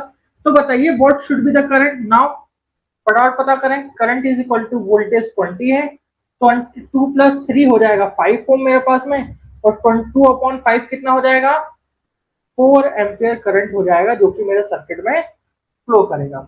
That is option number C. ठीक है, ये ऑप्शन मेरे पास में ट्रू है, जो कि वन ऑफ द क्वेश्चन से मेरे थेवेनिन इक्विवेलेंट सर्किट और नॉर्टन सर्किट का वन ऑफ द क्वेश्चन से मेरे पास में। कुछ और सर्किट की बात करते हैं, बहुत ही बेसिक है। एसी सर्किट का भी यहाँ पर एक क्वेश्चन लिया है यहाँ पर, जहां पर ये बात कर रहा है कि एक प्योर रेजिस्टेंस है मेरे पास में जो एसी सर्किट पर लगा दिया गया है। ये वीटी वोल्टेज इंस्टेंटेनियस वोल्टेज है, जिस कारण की इंस्टेंटेनियस करंट आर के अक्रॉस जा रहा है। कभी इस सर्किट में कभी एवरेज पावर की बात करें तो एवरेज पावर की वैल्यू क्या होगी ये पता करनी है मेरे पास में। ठीक है, बहुत ही सीधा सा चीज है यहाँ पर। और ये पीक पावर से कैसे रिलेट करेगा, मैक्सिमम पावर से कैसे रिलेट करेगा, ये भी आप लोगों को बताना है कि हाफ होगा, फुल होगा, कैसा होगा, ये बता करने की कोशिश करना है। तो सिंपल सी चीज, सबसे पहले कुछ एजम्पशंस यहाँ पर लेने पड़ेंगे कि वीटी की value we maximum sine omega T है मेरे पास में। ठीक है, थोड़ा डेरिवेशन टाइप कराने की कोशिश कर रहा हूं। करंट की वैल्यू हो जाएगी वीटी अपॉन आर, जो कि मेरा फॉर्मूला होता है करंट के लिए, रेजिस्टेंस इस सर्किट में है। ठीक है, तो ये हो जाएगा V max upon sine omega T upon R, so that is should be I maximum sine omega T. कोई भी एंगल का डिफरेंस यहाँ पर मेरे पास में दिख नहीं रहा है, वेयर आई मैक्सिमम की जो वैल्यू है वो बराबर हो रही मेरी किसके, वी मैक्स बाय आर के। कभी सिस्टम में इंस्टेंटेनियस पावर की बात करूं मैं यहां से, तो हो जाएगी V T upon I T, that is V max I max sine square omega T. इसको फर्दर में सॉल्व करूंगा तो ये हो जाएगा V max I max by 2 1 minus cos square omega T के फॉर्मेशन में कुछ हो जाएगा मेरे पास में। ठीक है, cos 2 omega T, sorry cos 2 omega T के फॉर्म में कुछ हो जाएगा। और यहां से लिख सकते हैं पीटी को V R M S I R M S 1 minus cos omega T. ठीक है, और इसको कभी हम एवरेज पावर की बात करें, एवरेज पावर इज 0 से 2 पाई के लिए इसको हम सॉल्व करें इस फॉर्मूले को,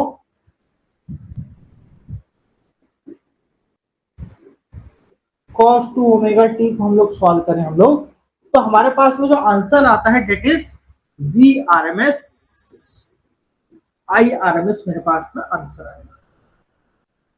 फर्दर सॉल्व करें इसको हम लोग, वी मैक्स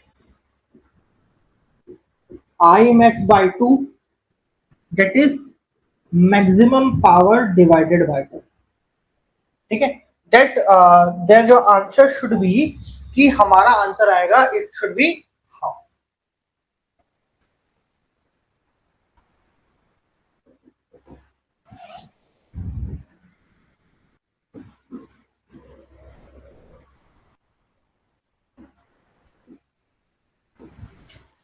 ठीक है, यहाँ इसलिए मैंने कहा था जब मैं आपको ऐसे सर्किट पढ़ा तो इसलिए छोटे छोटे पॉइंट बहुत जरूरी थे। ठीक है, बहुत छोटे पॉइंट्स है जो याद होना चाहिए, समझ में आना चाहिए। ठीक है, चलिए, when the power transfer to the load is maximum, the efficiency of power is basic के तौर पे जब ये बोल रहे हैं कि जब हमारी जो पावर है transfer to the load is maximum, कभी हम बात कर रहे हैं कि हमारा जो पावर ट्रांसफर है कभी लोड को मैक्सिमम हो रहा है मेरे पास में, तो एफिशिएंसी क्या होगी मेरे, उस एफिशिएंसी क्या होगी उस सिस्टम की। तो ध्यान दीजिए, ये क्वेश्चन है थेवेनिन थ्योरम का। ठीक है, थेवेनिन थ्योरम से जो हम रिलेट करते हैं किसको, मैक्सिमम पावर थ्योरम को।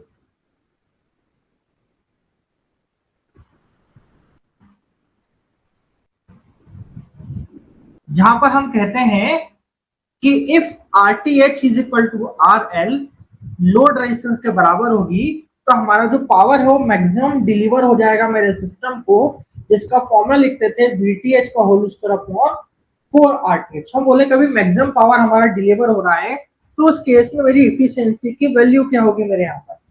ठीक है, तो हमें बात करें, प्लीज उसको रट लीजिए क्योंकि one of the fact fundamental इसका कि हम ट्रांसमिशन के बारे में हम बात करते हैं तो प्रैक्टिकली सीधे सीधे बोल देते हैं, कभी मुझे अपने जनरेशन साइड से लोड साइड में मैक्सिमम पावर को डिलीवर करना है, कि जब मेरा जनरेशन का जो लोड है, थेवेनिन रेजिस्टेंस है, वो जो लोड रेजिस्टेंस है, जो हमारा जो नीचे कंज्यूमर वो कर रहा है, कंज्यूम कर रहा है, तभी आपस में बराबर भी हो गए, तो भी जो मैं पावर डिलीवर कर रहा हूँ वो आधी ही सामने वाले को मिलेगी। मतलब 100 मेगावाट में कभी दे रहा हूँ तो सामने वाले से सिर्फ 50 मेगावाट मिलेगी। इट मींस प्रैक्टिकली प्लीज इस चीज को रख लीजिए, efficiency always be at maximum power, it's always be 50%। ठीक है, ऑप्शन नंबर सी।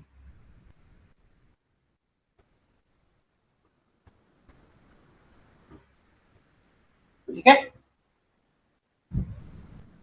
अगला बकौल से ले, ये क्यों पढ़ाया जा रहा है, क्योंकि ट्रांसफार्मर का कंस्ट्रक्शन भी इसके अंदर आपको है। तो ट्रांसफार्मर कंस्ट्रक्शन एक मेन इंपॉर्टेंट पार्ट आता है, जहां पर हम बात करते हैं कि मेरा ऑयल टाइप मेरे पास में ट्रांसफार्मर है, जहां पर कि हम बात करें कि ट्रांसफार्मर के ऊपर मेरे पास में कुछ वाइंडिंग लपेटी हुई है मेरे पास में यहाँ पर बहुत सारी। ठीक है, और ये मेरे पास में इमर्ज है किसी ऑयल के अंदर। तो इस पर्टिकुलर ऑयल इमर्ज मेरे पास में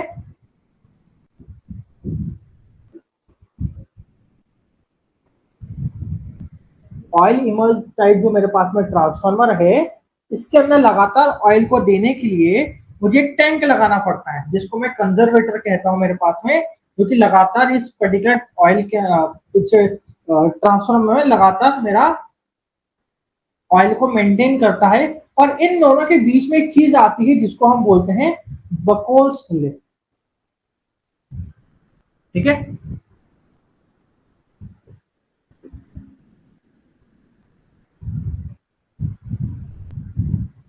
इस नेम इंडिकेट इट रिले। ठीक है, रिले का काम क्या होता है, बैटन में रिले क्या बोलते हैं कि एक बंदे को उठा के दूसरे हाथ में देते कि क्या तू जा और आगे बढ़। तो ये एक तरह का असिस्टेंट तरीका है, जो जिस एक एग्जांपल के रूप में रिले को समझाना चाहूंगा कि ये सिर्फ और सिर्फ इंडिकेटिव पर्पसेस से है मेरे पास में। मैं क्लास ले रहा हूँ, अभी आपने बवाल मूवी देखी होगी, कि बवाल मूवी से एक स्टूडेंट को मैंने बाहर खड़ा कर दिया कि भैया प्रिंसिपल साहब दिखे तो मुझे सिर्फ इन्फॉर्म कर देना कि वो आ चुके हैं। तो ये जो बकौल सिले है वो स्टूडेंट तरीका है जो सिर्फ इन्फॉर्म करता है कि मेरा फॉल्ट आ चुका है, ये कभी मेरे फॉल्ट को खत्म करने के काम में नहीं आता है। तो सबसे पहले बात करें रिले क्या होते हैं मेरे पास में,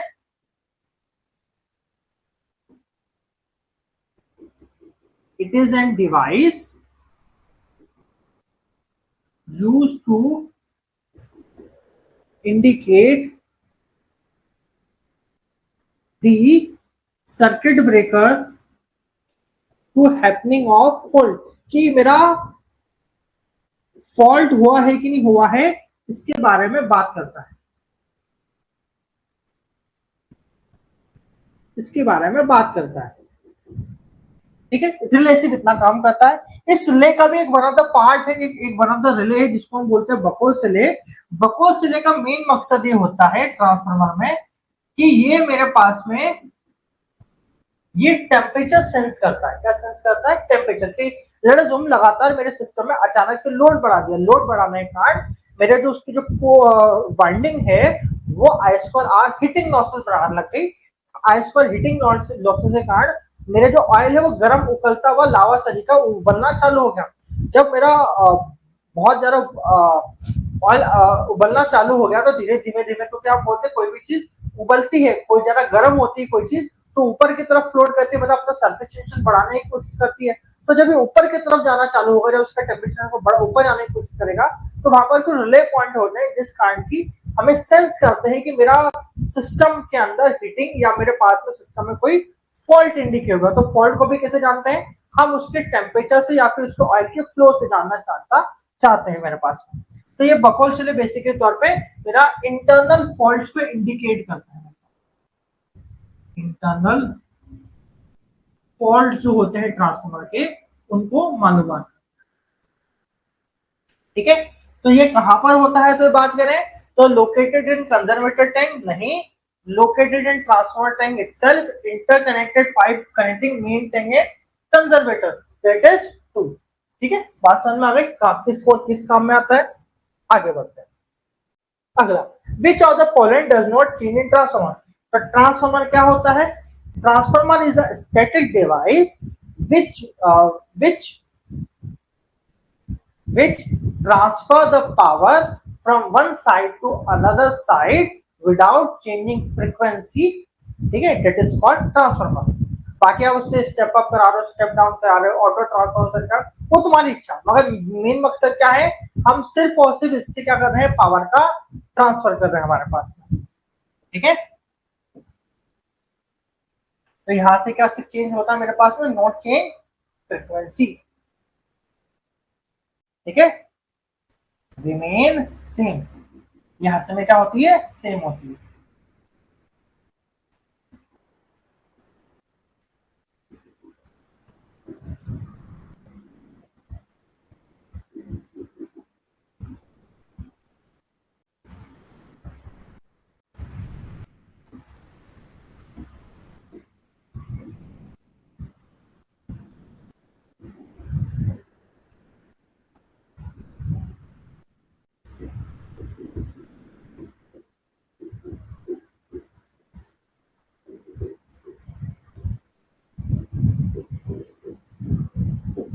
ये क्या है, डेफिनेशन है मेरी ट्रांसफॉर्मर की।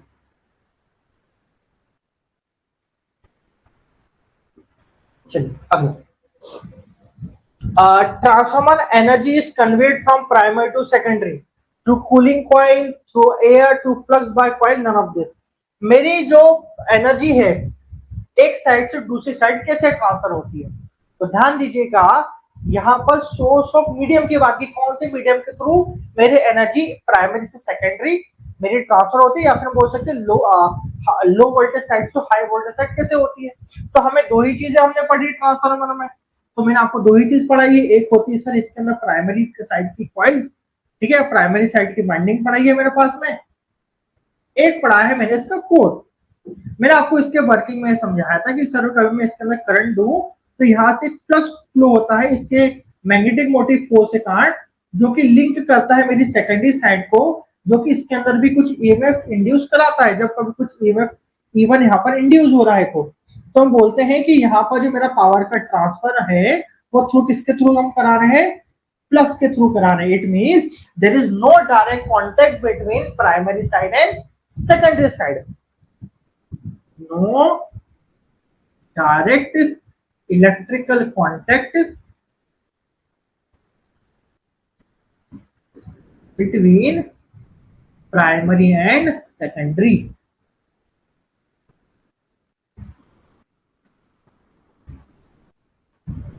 It connect through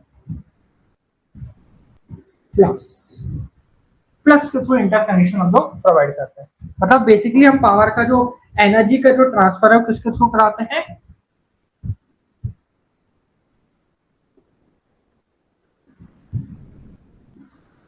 through flux करवाते हैं, ठीक है।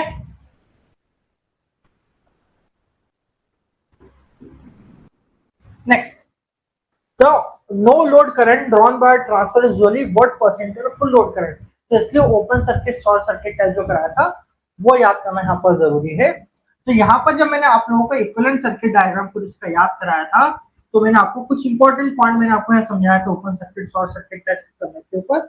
उनमें से कुछ पॉइंट ये था,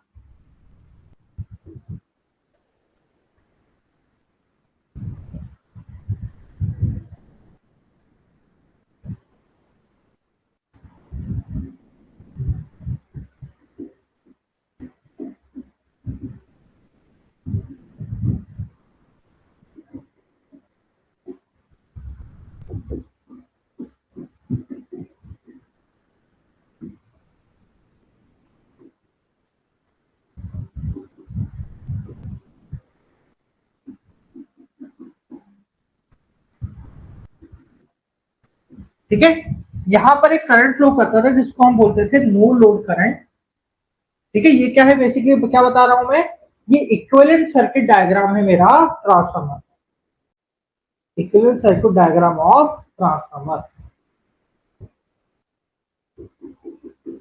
ठीक है, जहां पर कि जो नो लोड करंट रिप्रेजेंटेशन करता था कि आपका जब सर्किट के अंदर कोई भी लोड नहीं रहेगा तब भी कुछ ना कुछ मेरे जो लॉसेस हैं जिसको हम आयरन लॉसेस कर बोलते हैं उसको कंपनसेट करने के लिए करंट की रिक्वायरमेंट होगी। ये जो करंट है, ये जो नो लोड करंट है, it will depend upon applied voltage. किस पर डिपेंड करता है? अप्लाइड वोल्टेज पे, क्योंकि हम ओपन सर्किट टेस्ट के दौरान फुल लोड देते थे तो हम बोलते थे कि यहाँ पर जो मेरा नो लोड करंट है वो उस समय मेरे रेटेड करंट के 2 से 5% होता है। ठीक है, तो हम क्या बोलते थे? I0 is 2 to 5% of rated current. ये हम लोगों ने बात की थी आप लोगों से। ठीक है, तो option number B is true. ये बहुत ही छोटा होता है मेरे पास में कि लेटर जो मेरे प्राइमरी साइड का कभी करंट जो मैक्सिमम करंट फ्लो कर सकता है वो 5 एम्पियर करंट है, तो इसके अंदर जो करंट फ्लो होगा it will be 0.1 ampere current जो कि नो लोड करंट पे फ्लो करेगा मेरे पास। दैट्स व्हाट बेसिक फंडामेंटल जो हम लोगों ने पढ़ा था। ठीक है, अगला ओपन सर्किट टेस्ट और transformer is conducted to determine. अब बताया करिए, अब नो लोड टेस्ट क्यों परफॉर्म करेंगे हम लोग? इट मींस हम नो लोड टेस्ट से परफॉर्म करते हैं ताकि आयरन लॉसेस को हम पता कर सकें। ठीक है, क्यों करते थे? ताकि आयरन लॉसेस का पता कर सके, जो कि क्या होते हैं? फिक्स लॉसेस हम जिसे कहते हैं, इनका पता कर सकें। फिक्स लॉसेस क्यों कहते हैं? क्योंकि हम यहाँ पर कोई भी लोड नहीं लगाते हैं, सिर्फ हम यहाँ पर रेटेड वोल्टेज अप्लाई करते हैं। ठीक है, तो यहां से हमारा और आयरन लॉसेस को, फिक्स लॉसेस को एक और नाम, आयरन कहां पर होता है? कोर में, तो इसका एक और नाम क्या है? कोर लॉसेस भी हमारा एक और नाम इसके पास। ठीक है, ध्यान दीजिएगा इस बारे में। अब बोलोगे बाकी लॉस क्यों नहीं है, तो ध्यान दो कि इलेक्ट्रिकल लॉसेस की हम लोगों ने जो बात की थी, तो इलेक्ट्रिकल लॉस दो टाइप के थे। एक था मेरे पास में आयरन के लॉसेस और एक थे मेरे पास में कॉपर के लॉसेस। आयरन के लॉसेस को फिक्स लॉसेस कहता था कि सर जब भी मैं ट्रांसफार्मर चालू करूंगा ये लॉस तो होंगे सर। कॉपर लॉस मेरी वेरिएबल लॉसेस थे, तो कहा था कि सर जैसे करंट वेरी करेगा मुझे जब करंट जाएगा तभी मेरे लॉस होंगे। इस पे आप हम बोलते थे ये मेरे करंट डिपेंडेंट लॉसेस हैं। आयरन लॉस के दो पार्ट थे मेरे पास में, एक था मेरे पास में एडी करंट के लॉस और एक थे मेरे पास में हिस्टैरिसीस लॉसेस मेरे पास में। ठीक है, तो ये जो ओवरऑल लॉसेस है मेरे पास में आयरन लॉस, ये आयरन लॉस है, इसके अंदर ये एडी करंट और ये दोनों लॉसेस हैं, तो अलग से बात करने की जरूरत नहीं। तो ऑप्शन नंबर सी मेरा राइट है। ठीक है, अगले पार्ट की बात करें, last question for this practice session, जहां पर हमें बात कर रहे हैं कि मेरे पास में एक सर्किट है जो गिवन है आपको यहाँ पर, और मुझे लगता है आपको इसको थोड़ा एक्सपांड करके देखना पड़ेगा। यहाँ एक रेजिस्टेंस मैंने लगा रखा है 8 ओम का मेरे पास में, यहां से करंट की वैल्यू जा रही है I0, यहाँ पर एक रेजिस्टेंस है मेरे पास में जिसकी वैल्यू है 3 ओम, इसके पैरेलल में एक रेजिस्टेंस मैंने लगा रखा है जिसकी वैल्यू है 6 ओम मेरे पास में। यहाँ पर एक मैंने डीसी सोर्स लगा रखा है 10 वोल्ट का, तो यहाँ पर आपको कैलकुलेट करना है करंट की वैल्यू, I0 की वैल्यू पता करना है। ठीक है, कैलकुलेट करना है I0 की वैल्यू इस सर्किट में। बहुत सारे तरीके हैं, जो सिंप्लीफाइंग लगता हो आपके तरीके से आप पहले पता कर लो, फिर मैं अपना तरीका आपको सिंप्लीफाइंग के आपसे बताता हूँ। तो एक तरीका ये है जो मैं आपको समझाना चाहता हूँ। सबसे पहले ये जो मेरे पास में दो रेजिस्टेंस हैं, इनका एक इक्विवेलेंट रेजिस्टेंस निकालने की कोशिश करें, पहला तरीका। ठीक है, कभी इनका इक्विवेलेंट रेजिस्टेंस निकालोगे तो क्या होगा? 3 into 6 और 3 plus 6, मतलब जब पैरेलल इक्विवेलेंसी निकालते हैं तो हम बोलते हैं sir 1/r is equal to 1/r1 plus 1/r2। ठीक है, और इसको बोलते हैं सर कि r1 r2 r1 r2, ऐसा करते हैं 1/r इक्विवेलेंसी।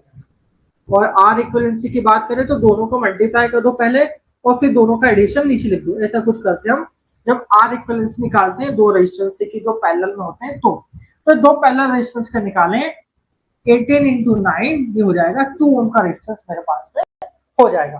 तो इस सर्किट को मैं कुछ ऐसा लिख सकता हूँ कि एक 10 वोल्ट का सर्किट है, एक 8 ओम का रेजिस्टेंस है मेरे पास में, और इनका पैरेलल इक्विवेलेंस निकाल दिया मैंने कितने का, 2 ओम का।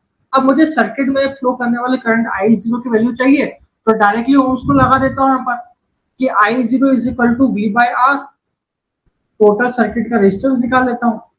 10 अपॉन 8 प्लस 10 कितना होगा, 8 प्लस 2 कितना होगा, 10 ओम रेजिस्टेंस होगा, तो 10 से 10 कट तो 1 एम्पियर करंट आ जाएगा डायरेक्टली तौर पे। फाइनली आ गया answer.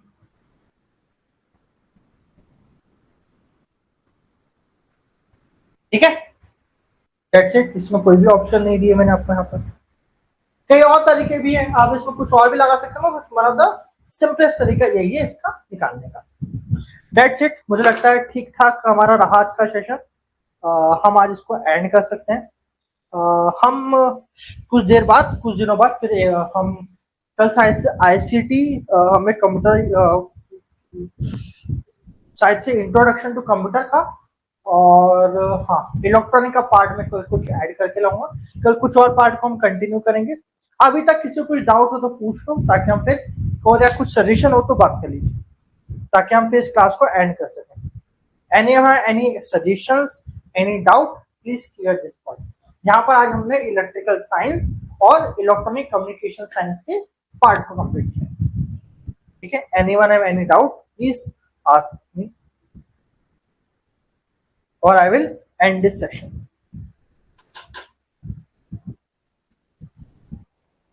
Please say something. Hi, bye. कुछ तो लिख दो, कुछ तो लिख दो।